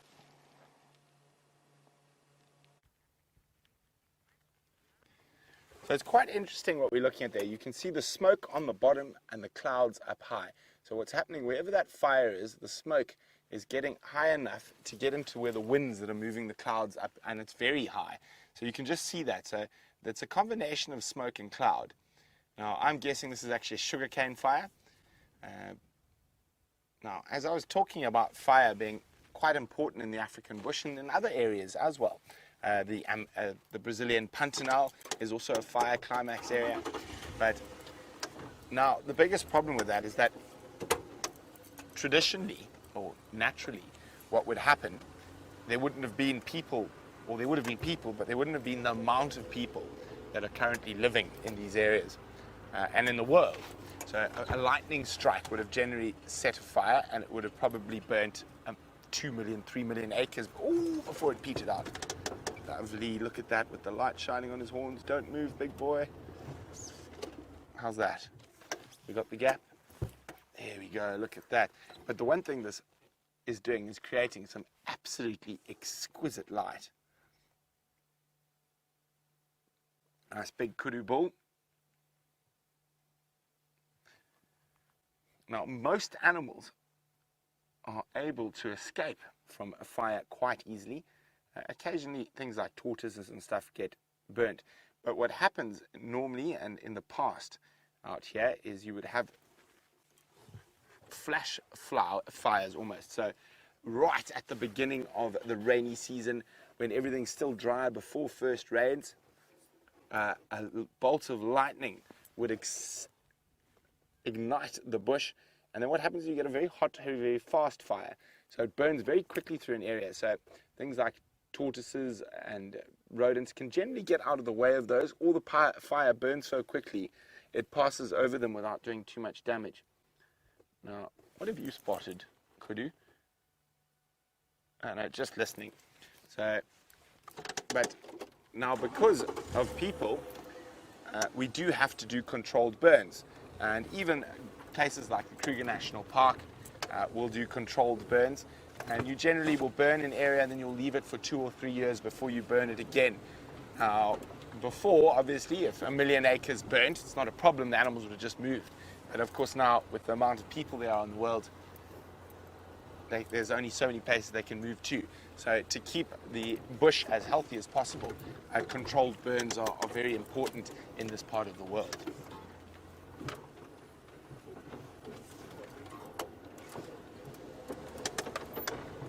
Okay, so we're going to head towards Red Dam.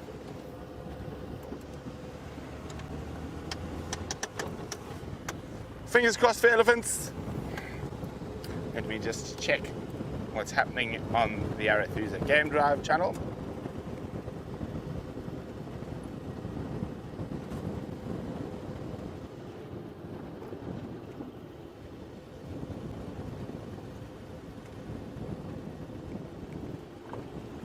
Okay, so just listening.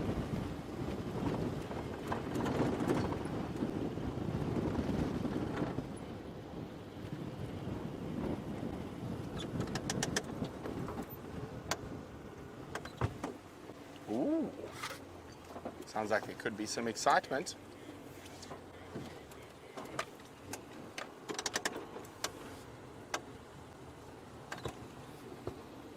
Okay, give me 1 second to chat quickly. Said.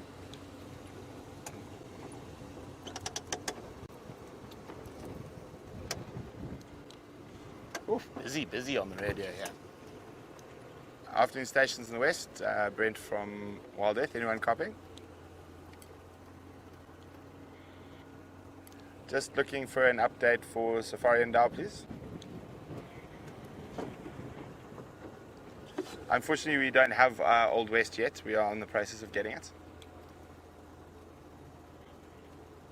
Standing by.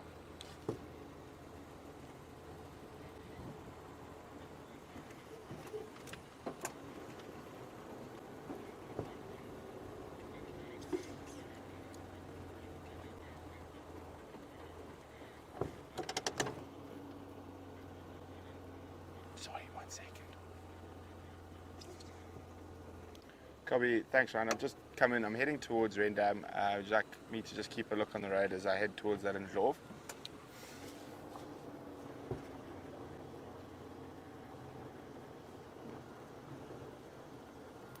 Copy, thanks very much. Okay, so update received. Shadow was spotted and then disappeared into this very thick area here.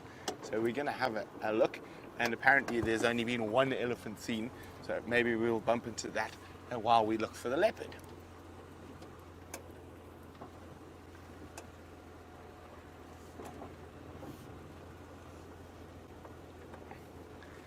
So our beard's wondering how many different game drive channels are there in the northern Sabi Sands, which is where we are. Let me just turn that down a bit. There is the northern channel, which operates on Juma. Then we've got the western channel, which is Arathusa, Elephant Plains, Sibambili. And there's another line of sight channel called Old Western, which is for talking line of sight, controlling a sighting that no one's going to. Then there's the eastern channel, and I think there's one more that I can't remember. We only really operate on two.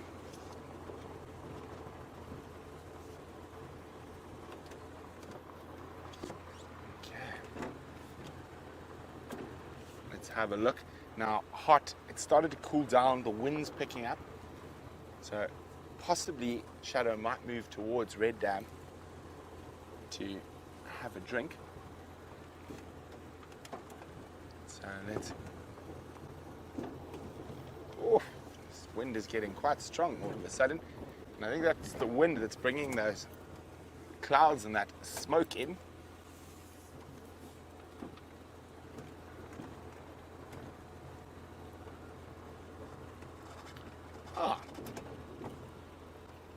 Now, he wasn't here this morning, but there was a fish eagle. But now, let's just always make sure I always check around the corner in case there's a leopard sleeping or drinking in the corner, but there's not. Hello, hippopotamus. This hippo, a little bit happier than the one we saw earlier, as he's got some nice water about him. This wind came out of nowhere.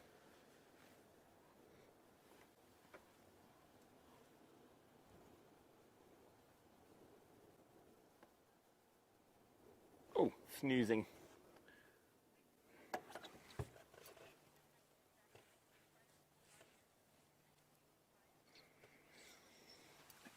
Well, we're going to leave the hippo, who's probably the safest from fire, in the middle of the water. And still speaking about fire, Iggy would like to know, have I ever had to evacuate my home or any of the lodges I've worked in because of fire? No, I have not. So what I have done is stopped fires before they've got to lodges, and there's a very simple way to do it. What you do is, if a big fire is coming, you set a controlled back burn. So what I do is I've lit a fire, go and let it burn towards the oncoming fire, so when they meet, there's nothing more to burn. That's one of the best ways to fight fire, is, believe it or not, to fight it with fire. And of course out here we don't have big fire engines and things like that to use to fight fire. So one of the most effective things if you're in a rush when it comes to fighting fire is a gory bush. It makes a very good beater. You cut those branches off. It's also quite fire retardant, so it doesn't get burnt.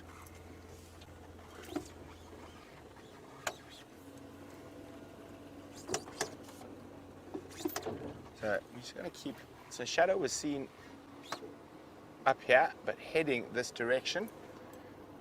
So we're going to keep checking very carefully around here, and while we do that, let's go see Ali and the Birmingham boy.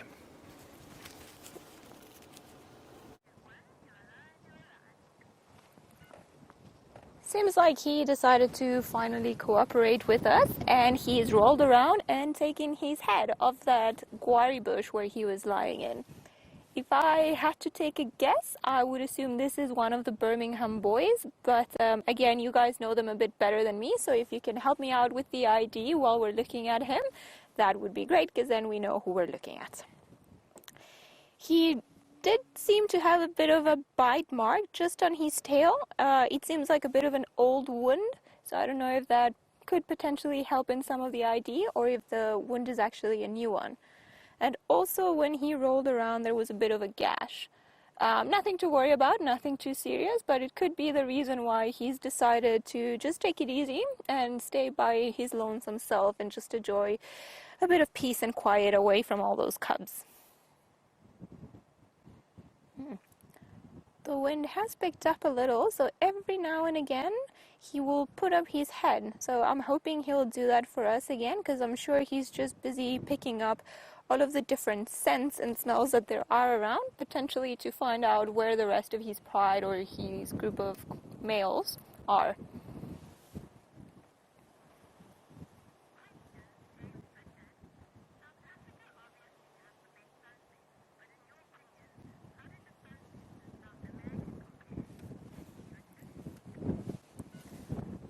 James Richard would like to know how the sunsets in South America compare to the ones in South Africa, because South Africa has got apparently the best ones. Well, funny enough, where I'm from, the savannah, the landscape and everything else looks very much like South Africa. So I would say that they are slightly similar. They're not too bad. We even have some species of acacia around. So, I don't know, I suppose the best sunset is where you're feeling happy. So right now, probably South Africa has got it, but I might give you a different answer if you ask me once I'm back home. That is quite a funny sunset we're having today. I do believe Brent showed you guys the sunset. It's just been interesting how the clouds have all of a sudden pulled in and there's a lot of wind picking up. So I wonder if maybe this wind is bringing the last cold snap of the season.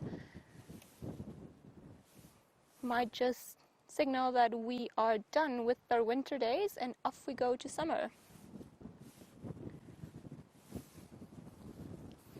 You see all those beautiful clouds there. I must say, James Richard, that this is one of the prettiest sunsets I've seen. So I think South Africa is winning for now. All those clouds are just incredible. And all the different colors and just the red starting to shine through and a bit of pink, but then we've also got that beautiful blue at the back. I don't don't know. I need to learn to take better photographs to be able to capture this type of moment.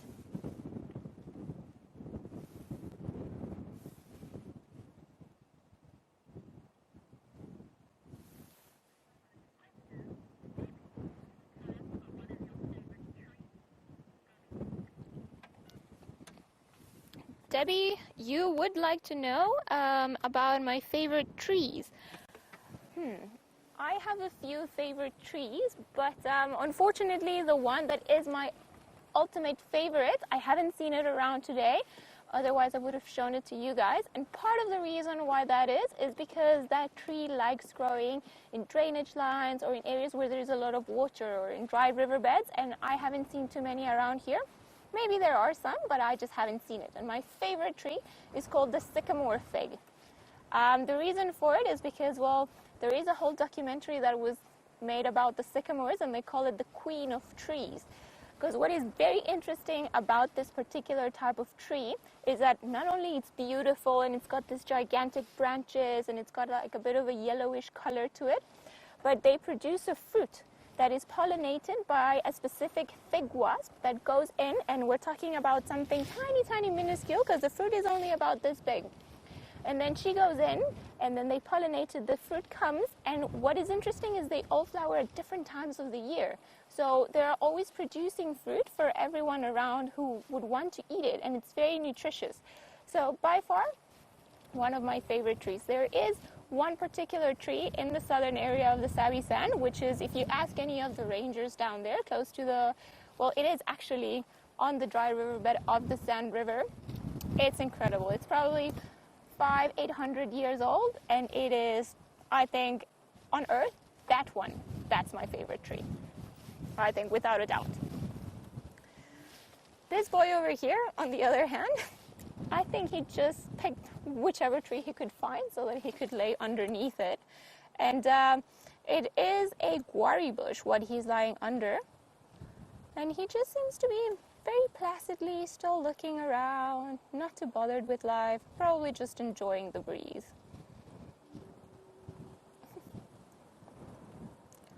Which is picking up quite a bit now.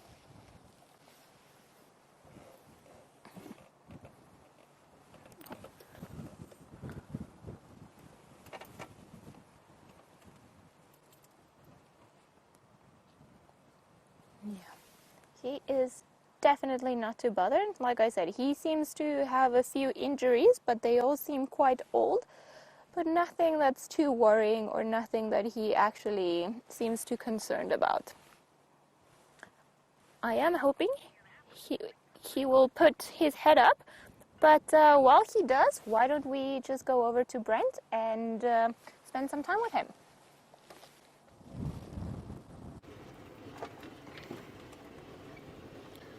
So I just bumped into my good friend Ryan, who said that elephant went up this way. So we're just checking, making sure he didn't duck down back into the Mauritania drainage system or little dry river system.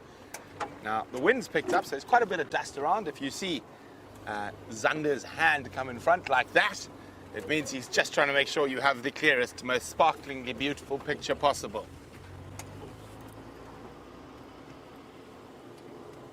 Now, the one thing about this dust, the wind, the smoke, it is creating the most beautiful light, and I'm really hoping we catch up. Apparently it's quite a big elephant bull, and everyone knows how much I love a big Eddie bull.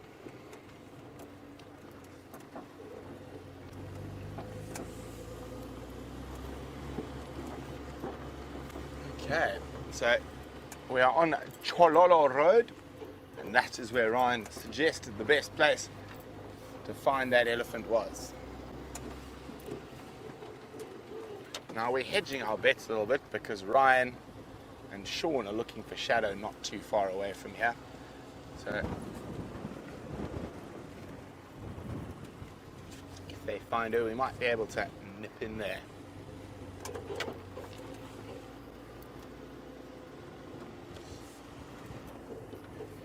Now, we are on private land here, and Wendy's wondering, are private cars allowed to drive everywhere we drive? Not at all. Oh dear. I found the elephant, but it is not in a good place.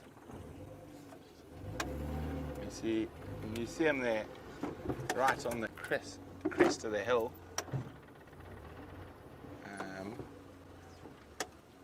You see him there. He's moving parallel to us, heading towards the sun on the top of the hill. Okay, you know what I'm going to do? I'm going to turn around, get to another road. Might catch up with him there. Sorry, Wendy. I got sidetracked. The Ellie's there, but he's going to disappear over that ridge, and I want to get to where we can see him.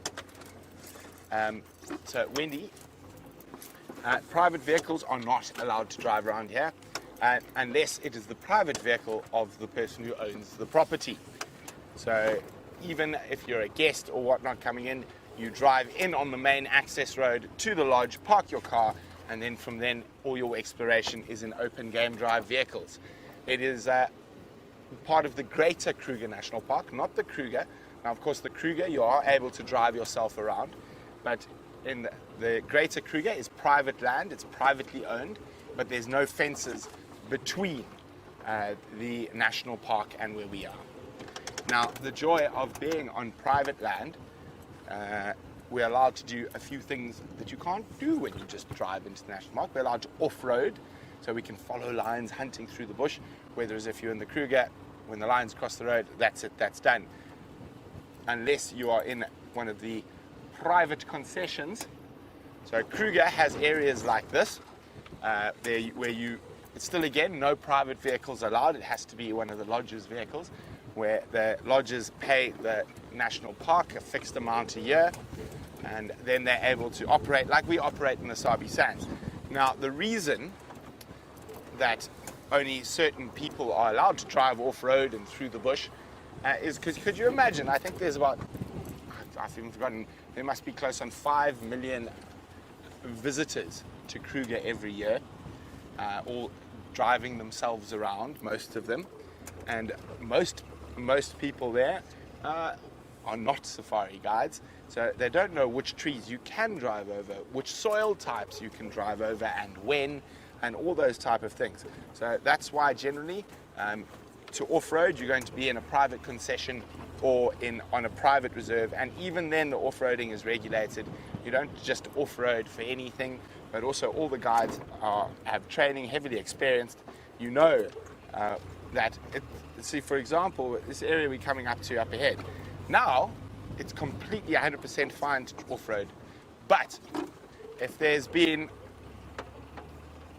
even 10 mils of rain, this area becomes a bad area to drive.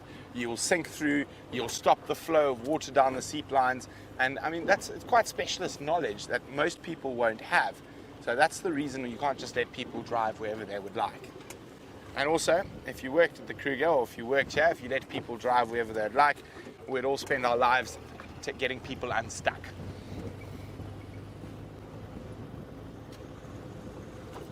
Okay, I'm hoping that we catch that elephant before he crosses our boundary.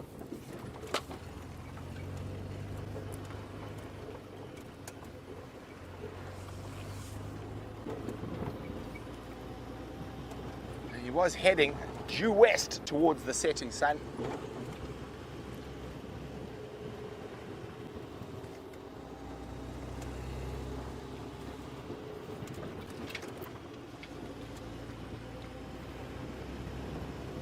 I'll be very happy if we succeed in this endeavor. I have been looking for elephant for quite some time.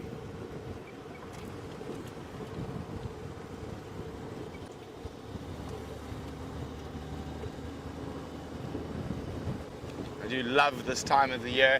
The light's fantastic. You can see miles into the bush. Makes it much easier to spot creatures. And also, one thing that we might get very lucky with in this drought is it is in these type of conditions where you see some weird and wonderful things like pangolins, aardvarks moving around earlier.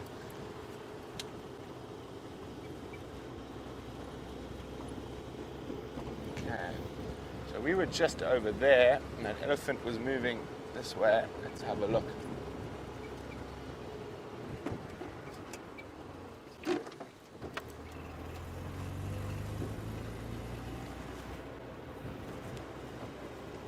You got him. Ah, well spotted, Zander. Well, I think this is different elephants, but we'll take them. This is a breeding herd. The one I saw was just a single bull. Well spotted, Zander. Let's see if we can get a nice view. Hello, Ellies.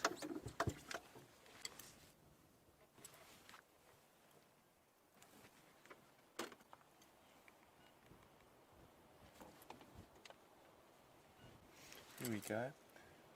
We're not going to go too close. Elephants can be a bit nervous in the wind. Now, Mark's wondering, do the reserves ever use drones to find animals? Not currently, Mark.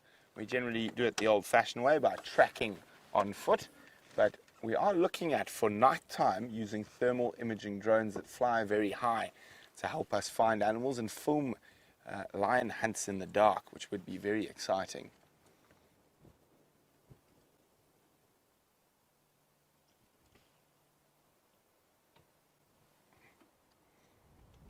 Now they're busy eating off what looks to be, yes, it is indeed an acacia.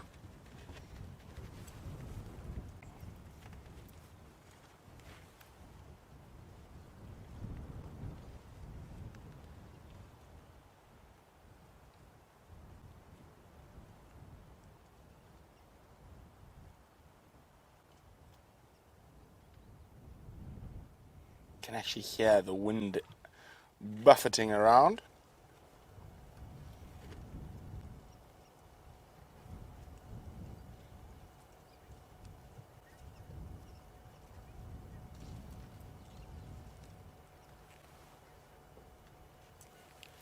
Samantha, hello and welcome on this gorgeous sunset safari. Samantha would like to know, is the African elephant the largest species of elephant? It is indeed, Samantha. I'm going to try to see if we can get us a slightly better view. And I also want to keep checking to see if that big bull is going to be coming in from that area up there.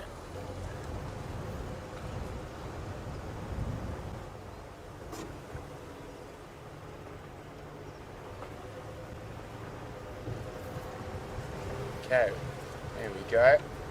How lucky are we? We're right in the corner of the edge of our traverse. Let's have a look at the little one.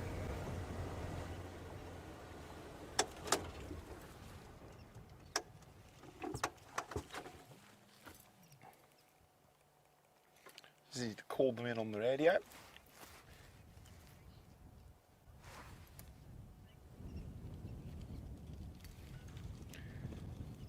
We've drove just to the south of Boundary Pan.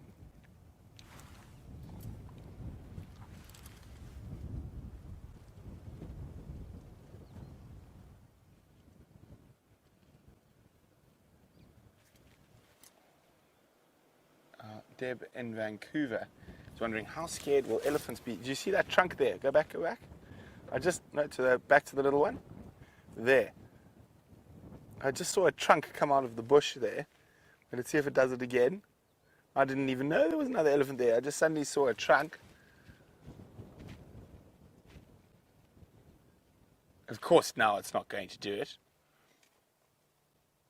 But sorry, Deb. Deb, it all depends on how close the fire is. I've seen elephants continue feeding while a fire blows past them. There we go, there's it, it's coming out. There's the culprit whose trunk popped out earlier.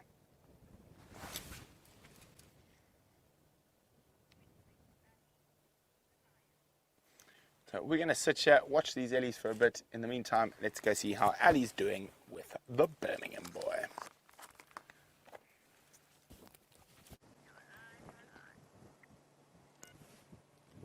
While we're busy enjoying the sunset, it seems like he is very busy enjoying his nap. Every now and again, he opens his eyes just to let us know that he's still around and he's very much alert of what's going on around him. But he's not too interested in waking up just yet. So we've been sitting here patiently, and just for the hopes of him lifting his head. I am not too sure if anyone's been able to identify him or recognize who he is. Hopefully one of the Birmingham boys, because should it be a new male lion in the area, that could mean a bit of a unrest and unsafety for the cubs. Because as a lot of you may know, normally new male lions in the area, they, as a way of trying to get the females to mate with them and establish themselves in a particular area, they tend to kill the offspring of the previous males. However, if it's just one of them, I don't really think he would stand much chance against 3 of the 4 of the Birmingham boys.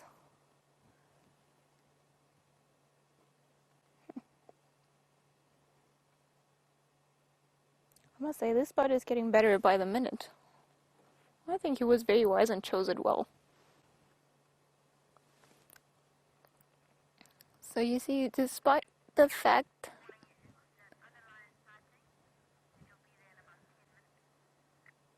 Ah, well, hello.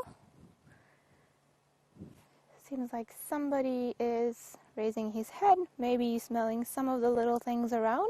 Yes.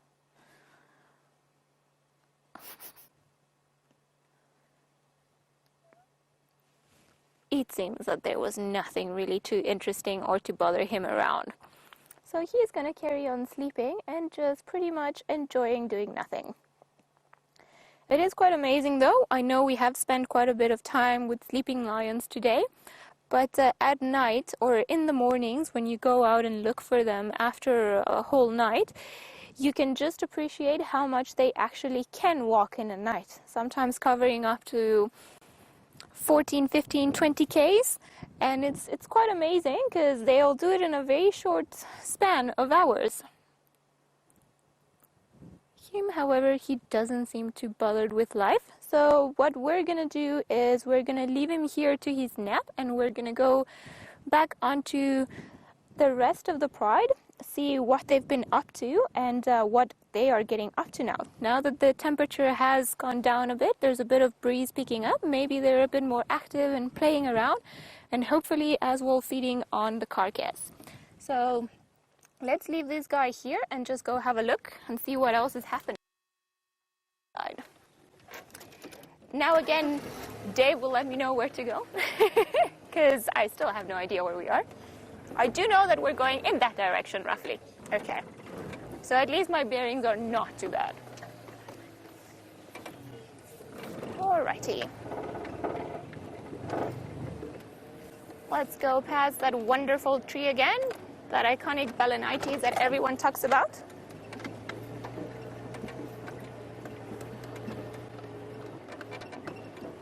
All right.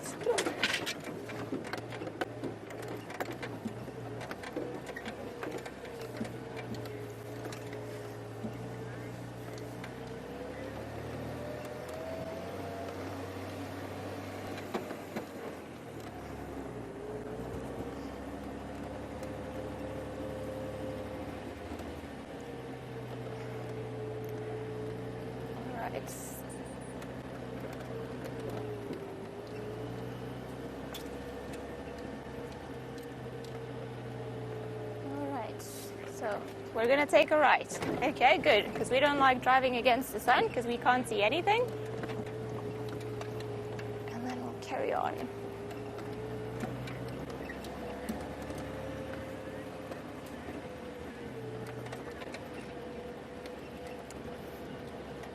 Jean, unfortunately, I have never seen any animal give birth. I have arrived moments after, but I've never seen the whole thing happening. The only one that I've been very, very close to has been an impala during the initial rains or the initial summer rains, but other than that, I don't know why I always miss it, and it's one of the things that I would really, really like to see. But, oh well, I suppose it just keeps me interested in looking for very, very big pregnant girls. So hopefully one day. Oh, talking about impala, here are 2 of them. 3. All the boys just... We're not too far from where we saw that first one just a while ago. So I am sure he found the rest of them and they've just been hanging around together. They are not too far from where that male lion is. So to me, it's always interesting to see just how close they are to one another, predators and prey, constantly living in that balance of trying to spot each other before the other one does. The boys over here are quite spread out, and now that they've all mated, well, a few months ago with all the females, they will remain in these groups together until obviously the next mating season comes along, and then there are no friendships to behold. Let's carry on now and see if maybe we can get back to those cubs, hopefully doing more.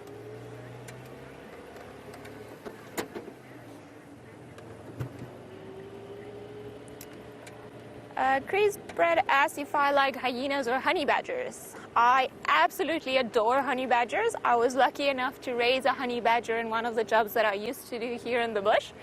Her name was Stinky because she was very stinky. But I absolutely love them. I think them and hyenas are some of the most clever creatures that are out in the bush. And I do enjoy hyenas quite a bit. I think Disney gave them a very bad reputation for nothing, but they are very smart. Having said this, I do not like them when they come into my house and eat all my stuff. That is not funny. I've had it a few times. I've lost boots like many rangers. I've lost cases of stuff. And well, the one time I had a fight with one that tried to open my window where I used to live. And then when I saw it, I just went and smacked the window and it ran away. And that night, it came back with a vengeance. So when I got back from my afternoon drive, it had gotten inside and chewed all my bread, all my camping stuff. It had vomited all over the front. It was horrible. It was horrible. So that particular hyena, I didn't like. But I'm sure you can understand why. There was a lot of bleach in my room that day.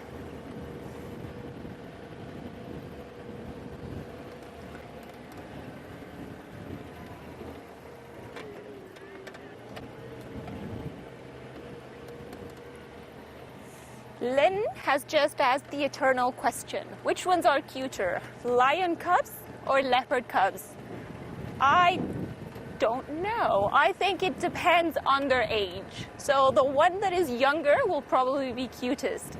But I can't tell. I've seen tiny little lion cubs and tiny little leopard cubs, and my heart just melts with either one of them. I am sorry, I am a girl, so I'm very susceptible to these things. But I can't answer that. I don't know. For the time being, I think I'm on Team Lion. I'm sorry.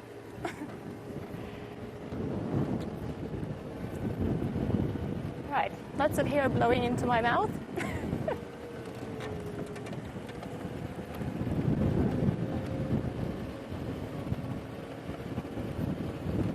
Righty. Yeah, it seems like not too many animals have come along since we did this road a little while ago. But I wouldn't blame them. I mean, they would be sandwiched in between a male lion and a whole pride of lions. So I wouldn't be walking around here either.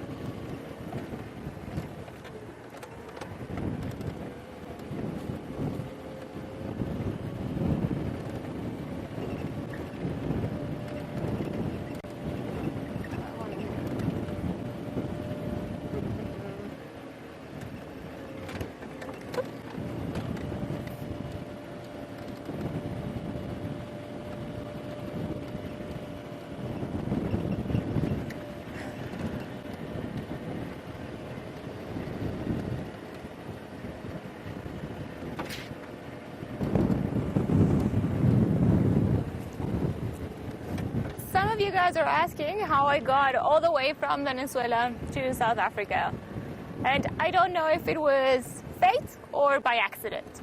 So my story is a funny one. So when I was 14, I read this book, and this is a very corny part of the story. I'm really sorry. I'm going left, am I not? I read a book where this girl wrote herself a letter, just asking herself a bunch of questions, and then she would close that letter, and then she would read it 10 years afterwards.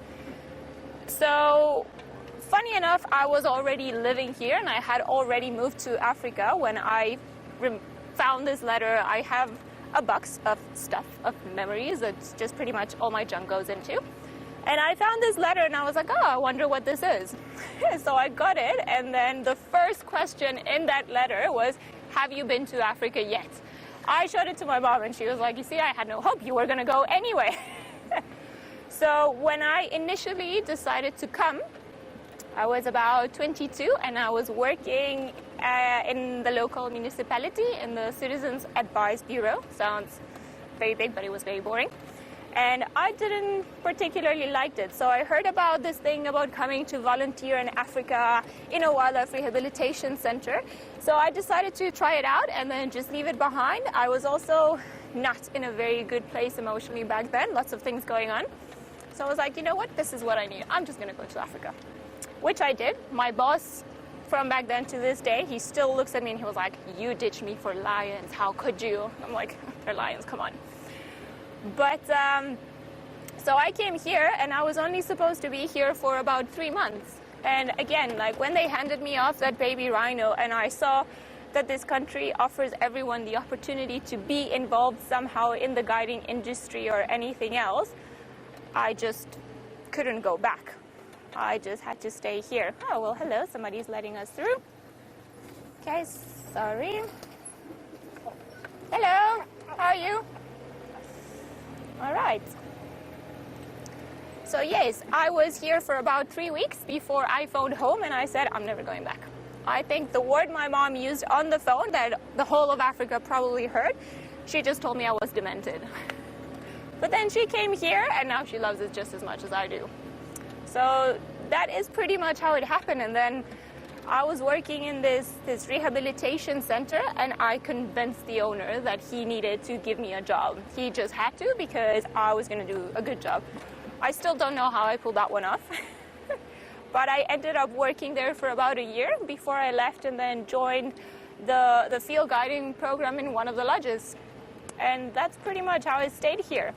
I did try to go back to the real world at one point, and I went and studied and did my master's in conservation for a year in the UK, wanted to see how living closer to home would be and everything else.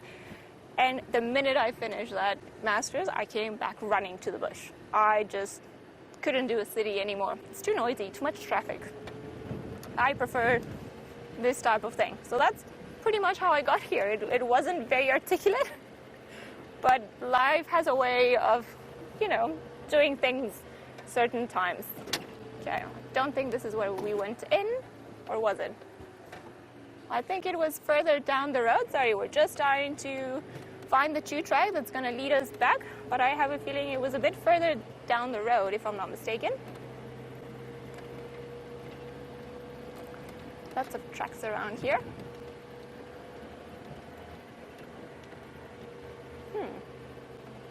No, I think it was over here.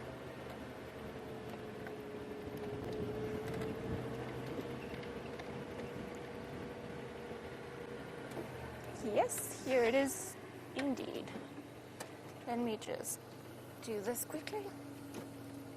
And there we go. Let's see what they've been up to, if the vehicle cooperates with me.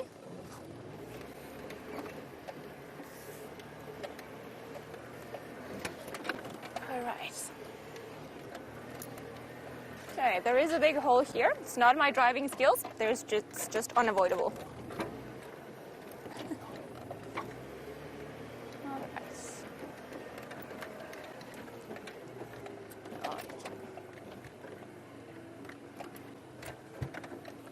Always a bit of effort before getting to our final reward.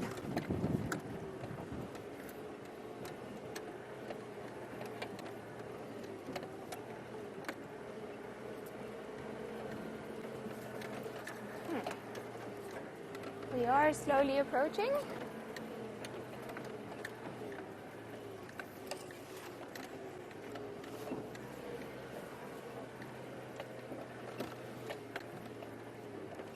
Okay, well, it seems like at least one of them is a bit more active.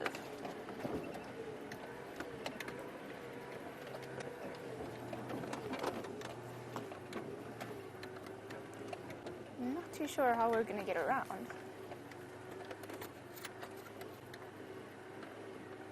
I think what we're going to do is just go around here. I think it's going to be the easiest way to have a look at what's happening.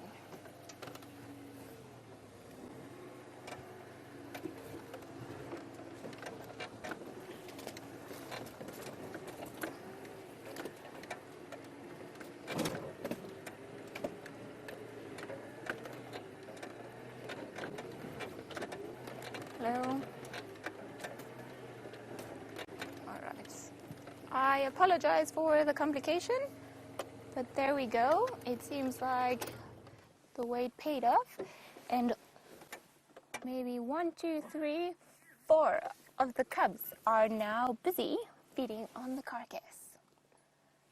And one of them slowly going back to mom.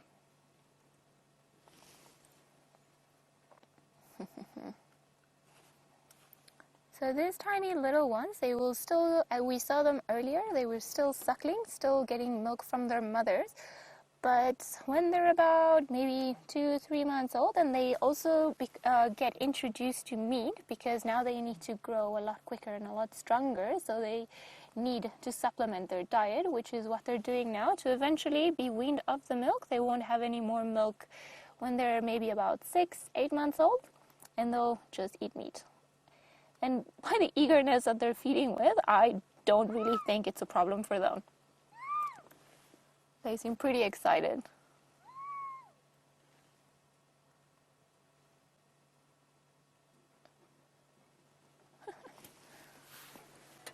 All right, so you can see from here that they've just eaten the back part of the buffalo. So that thing in the middle there, that is the stomach content of the buffalo. They've dragged it out. And probably what the males did was feed on the softer parts first. So they will go and feed on the organs that are a bit softer than the meat that's attached to the bones or the skin and so on. So they will normally start with what's soft, the rump, the back, the cheeks, and then they'll carry on. Oh, look at them fighting.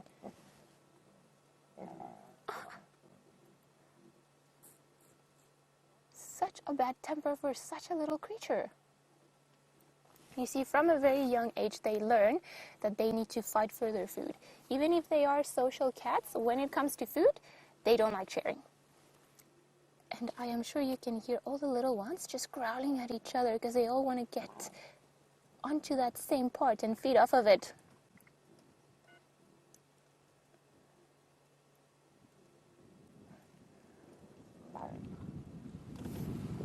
What is interesting is this is the miniature version of exactly of how they're going to be. Oh, look at that.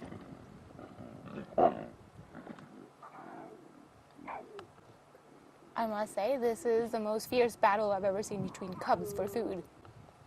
They are behaving exactly like big male lions would do, or adult lionesses, just fighting for their food and trying to ward each other off from that particular piece of meat that they're eating.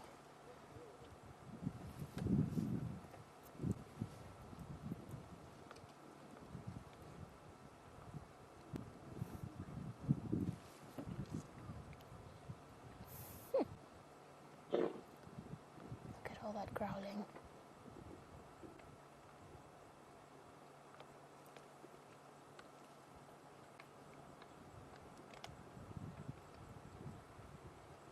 It is incredible and kind of funny sometimes. You see those two that are busy fighting. They are so adamant that they both want to feed from that spot. Yet there is a whole buffalo to share. But I guess it's a case of they just really want that one piece that its sibling is having, because that's the tasty one.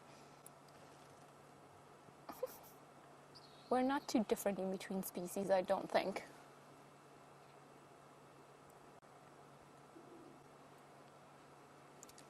I think this female is just getting a bit annoyed by that branch there, and she's tried to pull a few times. So maybe what they want to do is actually move or expose a bit more of other parts of the buffalo to be able to feed on other parts.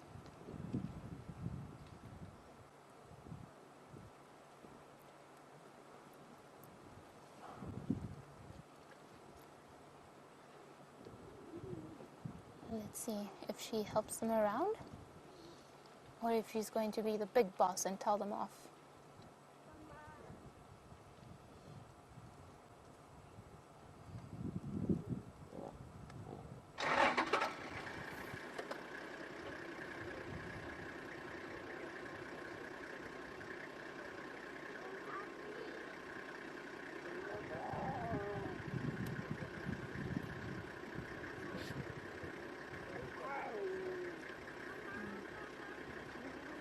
That's a vocalization by the cubs. They're making a lot of noises, probably just trying to get all the females to move around, or just just showing that they're not happy about the situation.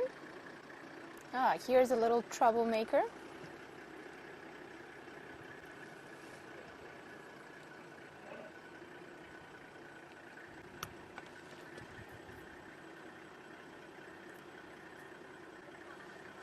We're gonna let these little guys here settle their dispute and see who wins, but in the meantime, let's go back to Brent and see what he can show us.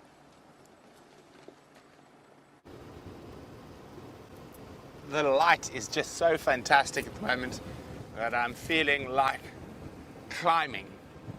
And I'm going to try and get you a lovely view of the sunset. Oh, look at that. That's so gorgeous. So gorgeous. I just had to make a bit of extra dust for ambience. Here we go. Look at that. Isn't that beautiful?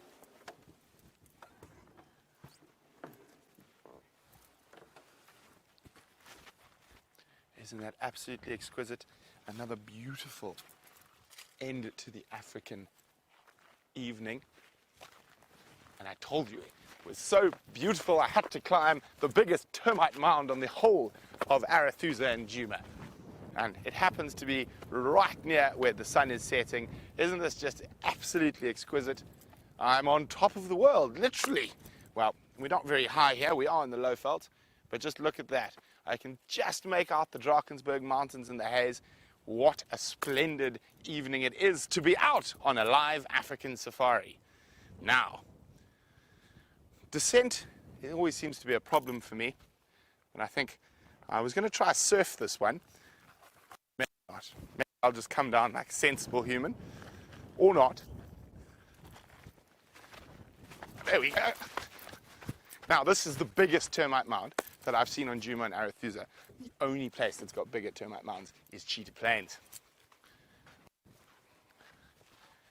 So unfortunately, it seems like they haven't been able to find Shadow. She's living up to her name and disappearing into the shadows. Maybe on tomorrow's sunrise safari, we'll have a little bit more luck.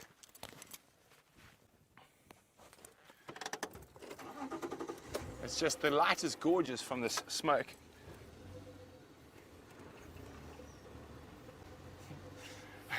Our bed says Brent of the Bushveld. Well, strange enough, while I was at school, after having a school in the bush and having to go to normal school, my nickname quickly became Mowgli or Tarzan most of the time. So that's what my 5 years at high school I was known as, mostly Mowgli. Wasn't quite buff enough to be Tarzan.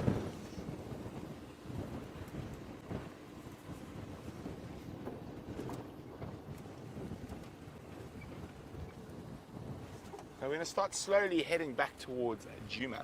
Ali is with the Nkuhumas and on that buffalo carcass. And I'm wondering, I actually saw the tracks, and I'm hoping that that third male might get up and start moving towards the rest of the pride. Now, I haven't seen all four Birminghams together for a long time, and I'd be really excited if tomorrow on the sunrise safari all four were present. We've got 3 accounted for, and we had 3 the other morning. And I haven't heard, actually I might ask the guys in the West Chair if the other Birmingham's not with the Styx Pride down to the west of Cheetah Plains.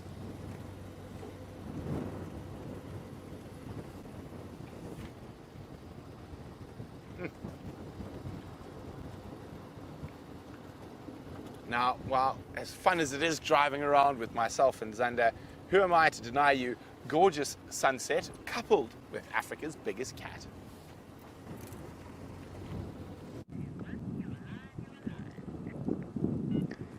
James, you were asking earlier if the sunsets in South Africa are the prettiest ones, or actually I think you were telling me that, and by the looks of this, I think you are absolutely right. This is an incredible sunset with Africa's biggest cats just putting on a show for us. The cubs eating, fighting with each other. One of the females there just keeping an eye out, making sure that they don't get a bit too hectic. It's Yes, I think this sunset just won by like 1,000 brownie points, no doubt.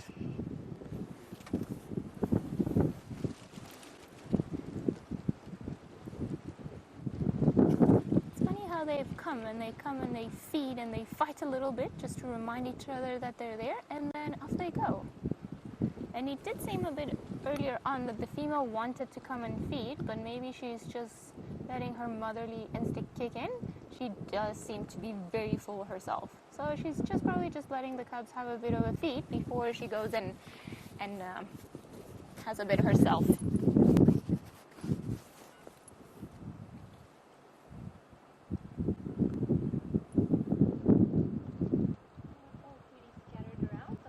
Seen 4 cubs feeding, but I'm pretty sure they're all around here. Then we've got one of the cheeky ones from the back, which I think was the one fighting earlier on, just approaching.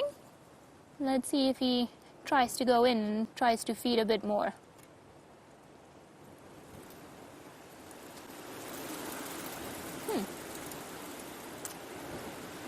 Oh, look at that wind. The wind is picking up here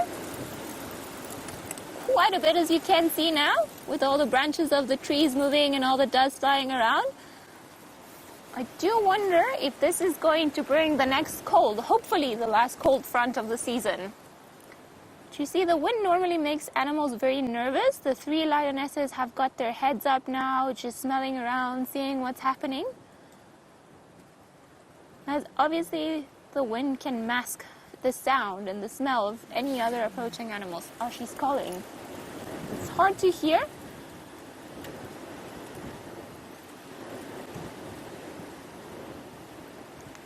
There's a little brave one walking away.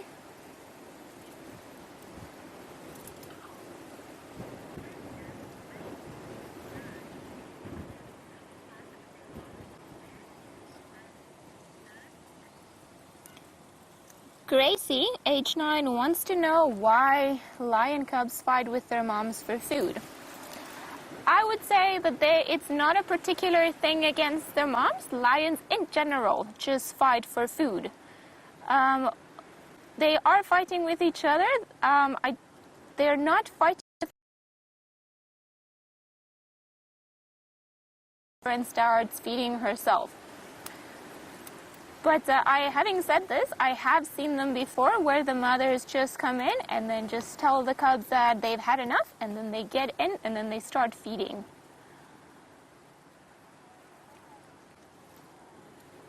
Look at that tiny cute little face. You see, the wind makes them also a bit nervous, so they probably won't go too far away from the adults just to keep safe. Talking about that, there's a female that she's got now, got her head right in there, probably looking for more meat. Because they haven't taken the skin of this buffalo yet. Oh, there she is. Maybe she's trying to do just that. And just access the other points of meat.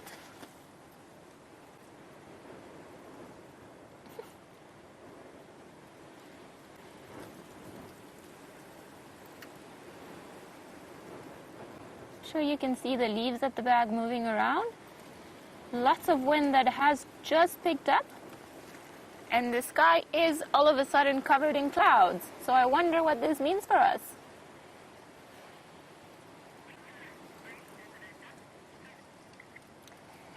It seems that a dust storm has just caught Brent. So let's go over there and see what that feels like.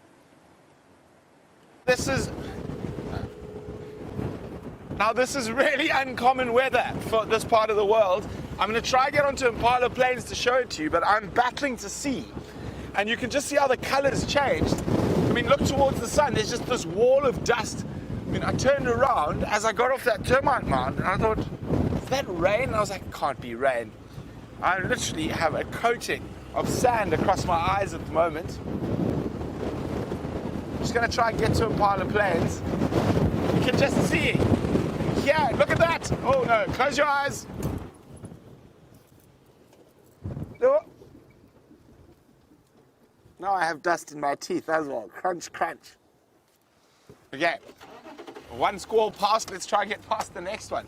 Let me just get a bit. Oh, here comes the next one. I have put my But look at this. Isn't that crazy? Look at that. That's all dust. It's a wall of dust coming towards us. You can see what it's doing. It's turning the sky an incredible color where the sun's setting. But I can tell you what, it's quite incredibly unpleasant sitting in it. No, my hat's going to go off. I need goggles. I feel like I'm in Mad Max.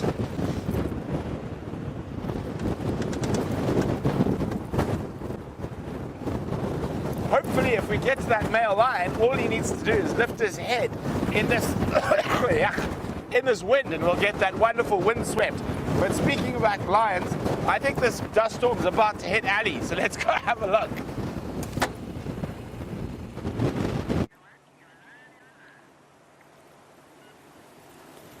It seems that Brent has got the worst of the dust storm going around. We are still fairly protected by the bush and the termite mounds around us, and although the wind is visibly picking up, we're still not in the middle of the dust storm with dust up our teeth like he said he was.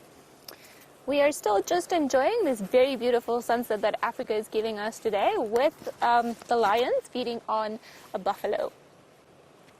The female has now started feeding as well, and she's let some of the cubs move away, and some of them are still tugging in there just because they are too greedy to let go. Because if you look at their stomachs, they are looking pretty full. Although they do have to grow up to be super lions, so they probably need all the meat that they can get.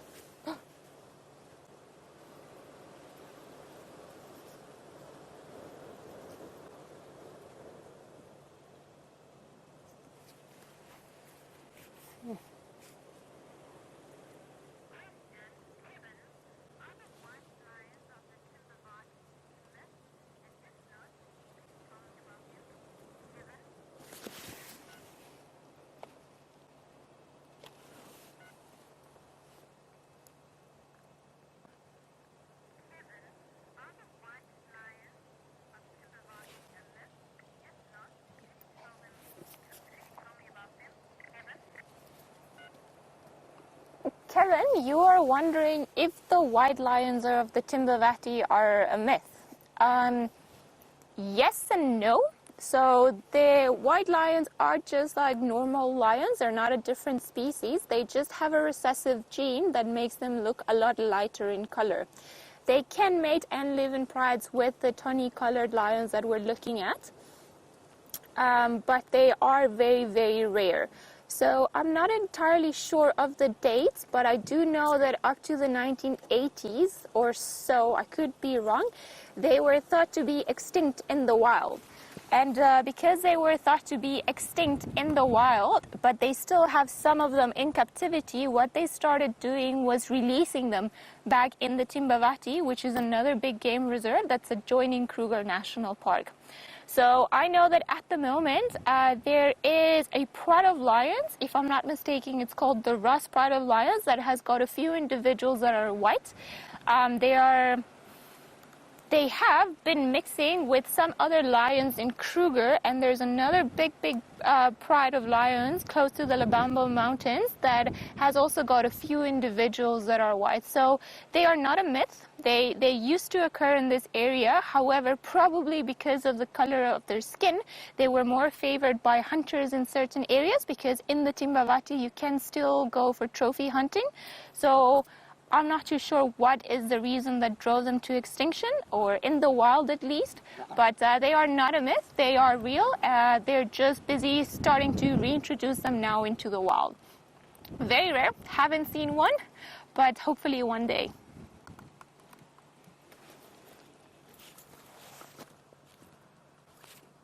In the meantime, these tawny lions that we are looking at are busy putting up a fight. So the two cubs that are still there definitely don't want to share. I wonder if they have eaten most of what's left of the backside of the buffalo, because they're being very, very aggressive about it. But what is interesting though is the one female is here, so she is obviously waiting, and she's gonna start feeding soon. And Oh, you can hear them fighting still. And the other one at the back is probably just also waiting to go in there and then just try, I'm sure they're going to try to move the carcass and just get underneath where they still haven't been able to feed off. And there's another lioness at the back that we're looking at. There was another question earlier on about how lions get the blood and everything off their faces after they've eaten. Well, this is one of the ways they do it. They lick their paws and then they'll put them through their heads and they'll start almost like combing their faces with their clean paws. Sometimes they also do this because obviously in this area where they walk there are a lot of thorns, a lot of spines, yes, little things that they need to try and get out, which is what I think she's doing now. And she's just trying to take whatever it is that is in between her toes or her pads and her toes, just trying to get it out of there because it's probably just uncomfortable. So you see, there she goes, getting very irritated, trying to take it out.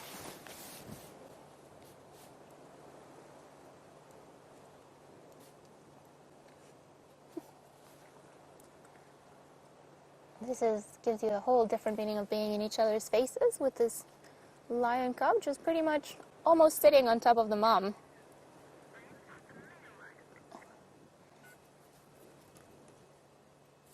Let's head over to Brent, who's got another lion of his own, and see what this one over there is up to.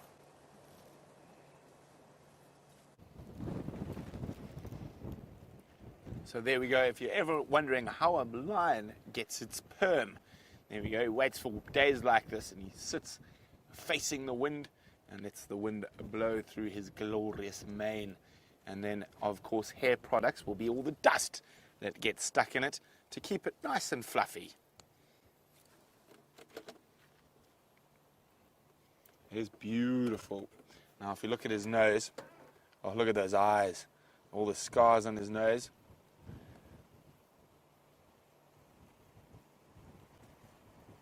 Now, if the Nkuhumas and the Birminghams did not have that buffalo kill,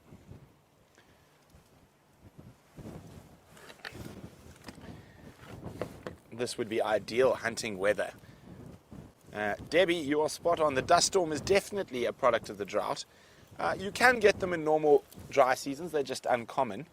But I think it's been exacerbated by the lack of grass and the strong winds we've been experiencing.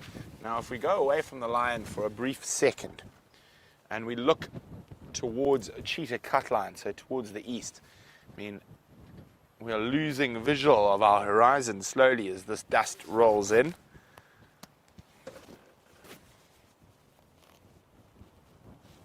Absolutely incredible.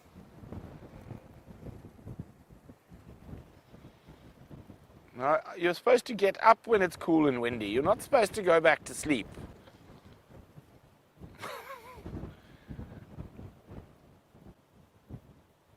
Well, there we go. Head in the bush. I was hoping he might get up and get moving towards the rest of the pride.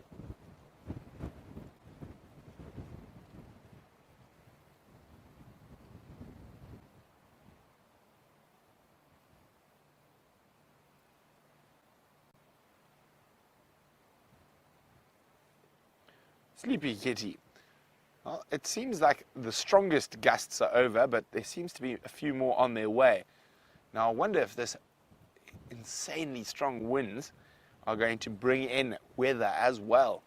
And it's going to be very interesting to see what it's like out on the sunrise safari.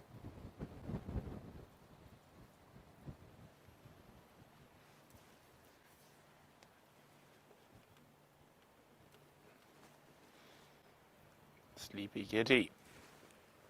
So we've got 3 Birminghams accounted for. There's still one who could be on Djuma somewhere. I didn't hear of him being with the Styx Pride.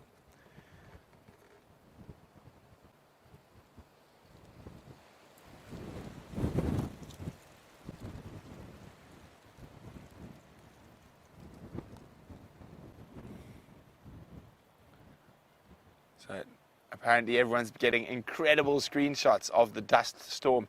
Now, our long-time viewers, let me know, have you ever been in a dust storm before? Please let me know. Hashtag Safari Live. questions@wildearth.tv on email. Have you ever experienced weather like this before while you've been watching Safari Live? It's definitely a first for me in the year and a half that I've been with Safari Live. And I'm trying to remember, I don't think I've had it in the Eastern Kruger before, but never in the Sabi Sands. Not to say it hasn't happened, I just might not have been around.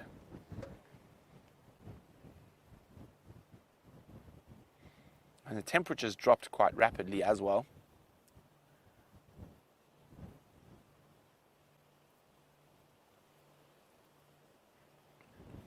So we're going to sit here, see if this big lazy Birmingham decides to do anything. While we do that, let's go back to Ali and the Nkuhumas.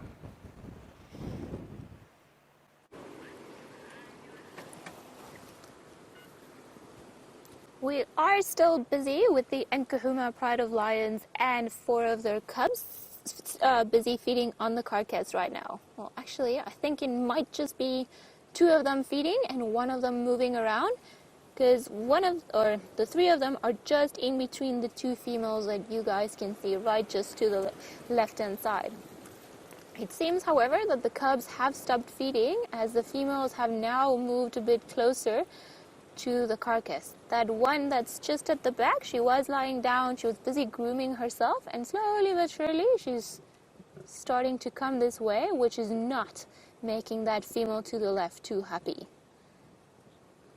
Every now and again she'll start growling, so I'm sure it's to prevent the other females from coming and trying to feed off that particular part of the carcass for the time being. I think maybe what they've done is the cubs came in and they fed first, and now that they're done, well, it seems that the adults want to come in and have their share of the meat. She is busy hiding her whole head on what's left of the back of the buffalo, and I think she's now telling off that cub that I think you can just see the back, probably just telling it that it's had enough, it's their turn now.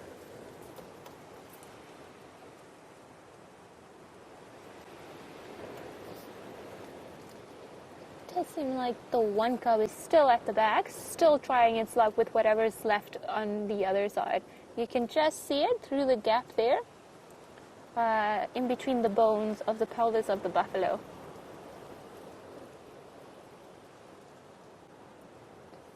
Oh, there he goes. There's a tiny little head there. On top of Mom, as usual. And off it goes.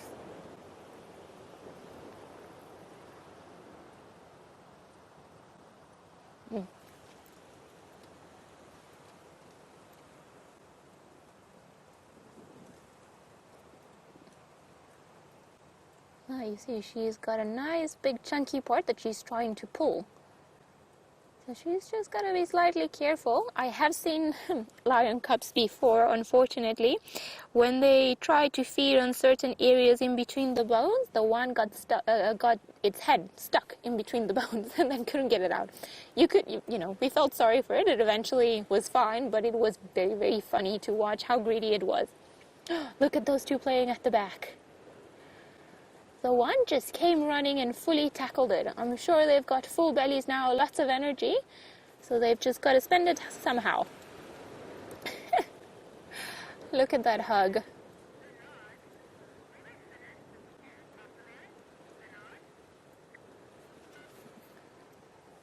Bernard, you would like to know if they will finish this whole buffalo. The case is normally so whenever a big pride of lions like this one brings down a buffalo, they will finish it in maybe 1 or 2 days' time, depending on how big the pride is. I would assume that they'll be here tomorrow morning, could possibly even be here tomorrow afternoon, but they will surely finish it. Just want to have a look at the cubs playing there at the back in between the branches of the trees. They've just been stalking and jumping on top of each other, just to try and see which one's stronger.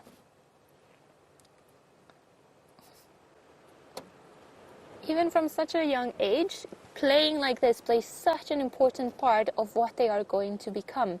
They need to develop all of their hunting techniques, all their fighting skills and everything else, and what better way to start than with all of your siblings and cousins and relatives. Too bad that they've chosen the one spot behind the tree.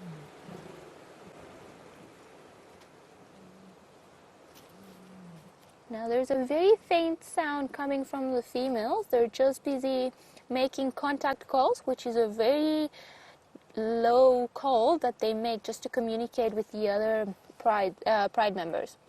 So maybe she's just trying to see where the rest of the lionesses are or where the rest of the cubs are. Look at these two little troublemakers. They're being very brave and walking away from the rest of the pride. Hopefully one of them will come and say hello to us.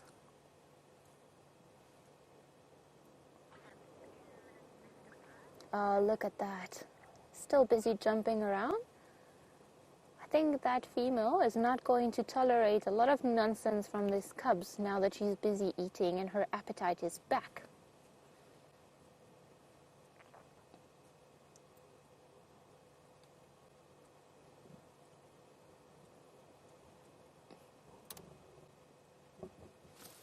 She is growling. Oh. Well, she was growling at them before she decided to tell this one or put it back in its place. I think it didn't like it. Obviously not feeling too happy about it, but as cats do, it's just playing it cool, like that didn't happen. That was its intention all along.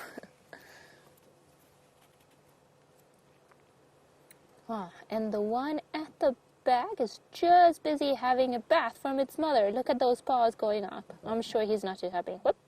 No food for you. You've had enough.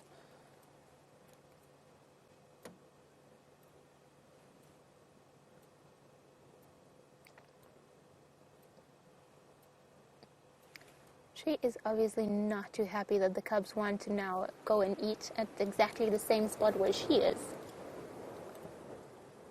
You see, there she goes again. Ooh. Also telling another cub that he is not welcome there anymore.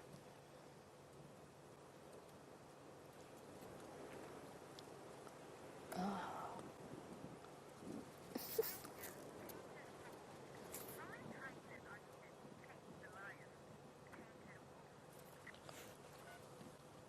Hi, Painted Wolf. You would like to know how many hyenas are needed to chase the lions?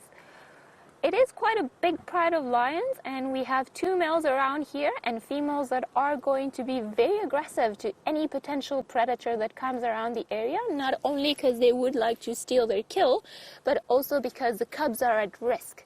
So I would reckon you would maybe need more than 10 hyenas, or at least some 8 very, very brave, grumpy hyenas to come around here and try to chase them off. Sometimes what could happen though is if there were just a few hyenas around and the females felt that it was unsafe for the cubs, even if they weren't too aggressive, they could potentially just prefer to leave the carcass, seeing they've eaten a lot of it, and just move off onto a safer area. But it is very hard to give an exact number on how many hyenas we would need just to chase them off the kill.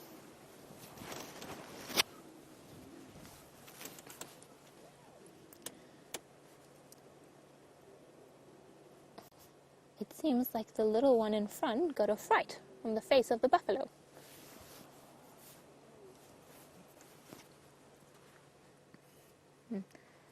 You see, when we first started, they were so hot, just busy panting, barely moving around, and now that we have this nice weather, it's starting to get a bit darker. The appetite is back, they all want to play, and they're just a lot more active. Can't really blame them, the weather is much nicer now.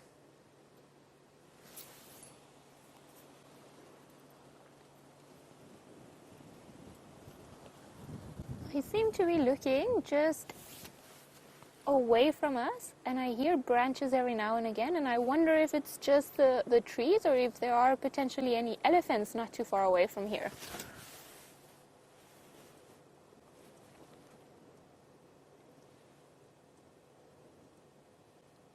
Not to bother for the time being.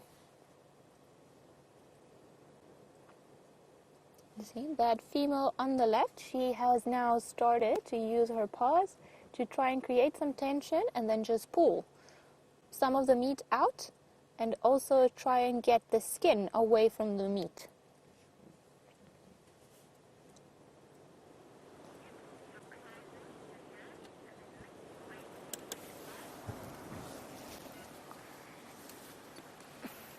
right, it is getting a bit dark over here, so we don't want to spend too much time with the cubs as they're still very young, and we want to just make sure that they are safe in the company of their mothers.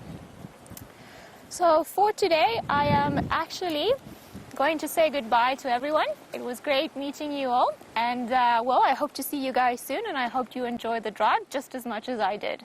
We'll go back to Brent and see if he has managed to survive the storm and the male lion.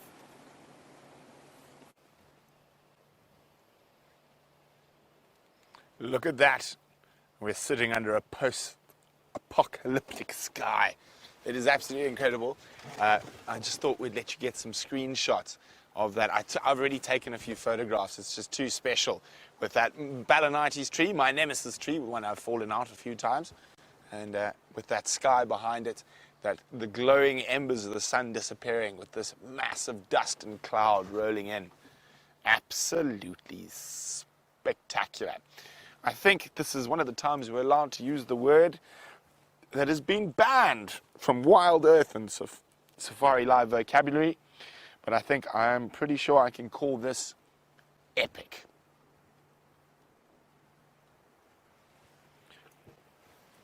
Oh, there you go. Cecilia, does anyone have a kite to fly? Cecilia, I'm worried the kite you would take off and land in a thorn tree or on a Birmingham. So that Birmingham didn't move. So we're going to keep moving back towards camp. Now, I've purposely chosen this route, so I'm driving with the wind coming from behind me so I don't get all the sand in my eyes, which obviously doesn't make a difference because every time I turn around to talk to you. No, it's dialed down a little bit. Oh, just one more. Look at that. Oh, so pretty.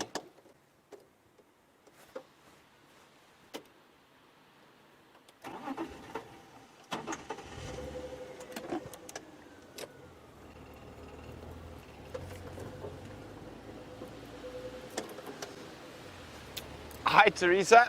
Teresa's wondering, who is leaving? She says a new person on trial means someone's leaving. No one is leaving, Teresa, don't worry. No one is going anywhere. We are expanding. So exciting things coming up in the future. Oh, elephants have been naughty. Let me help them. Just move that off the road. Well, move it off enough that we can drive around.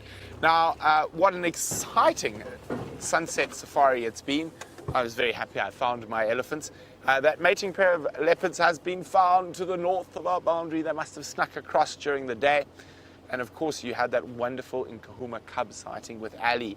And I can't wait to see the screenshots of the lions, the kill, and that sky. I think they're going to be spectacular. I'm a little jealous I wasn't there with my camera, but very happy that Ali had such a great first drive.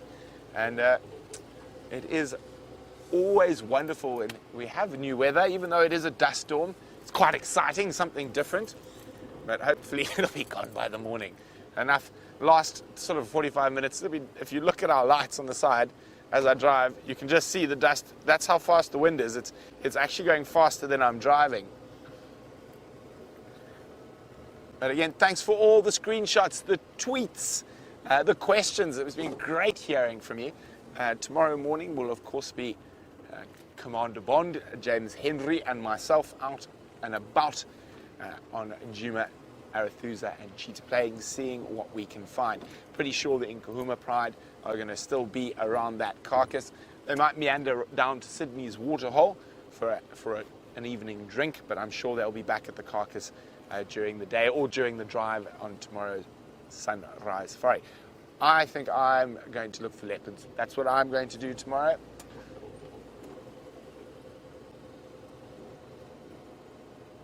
Oh, Vernie, very clever Vernie. Vernie is spot on. This, you cannot get better. If you're a predator hunting, strong wind, dust, and clouds coming in to make the sky dark, this is perfect predator hunting weather. So hopefully we can find queen.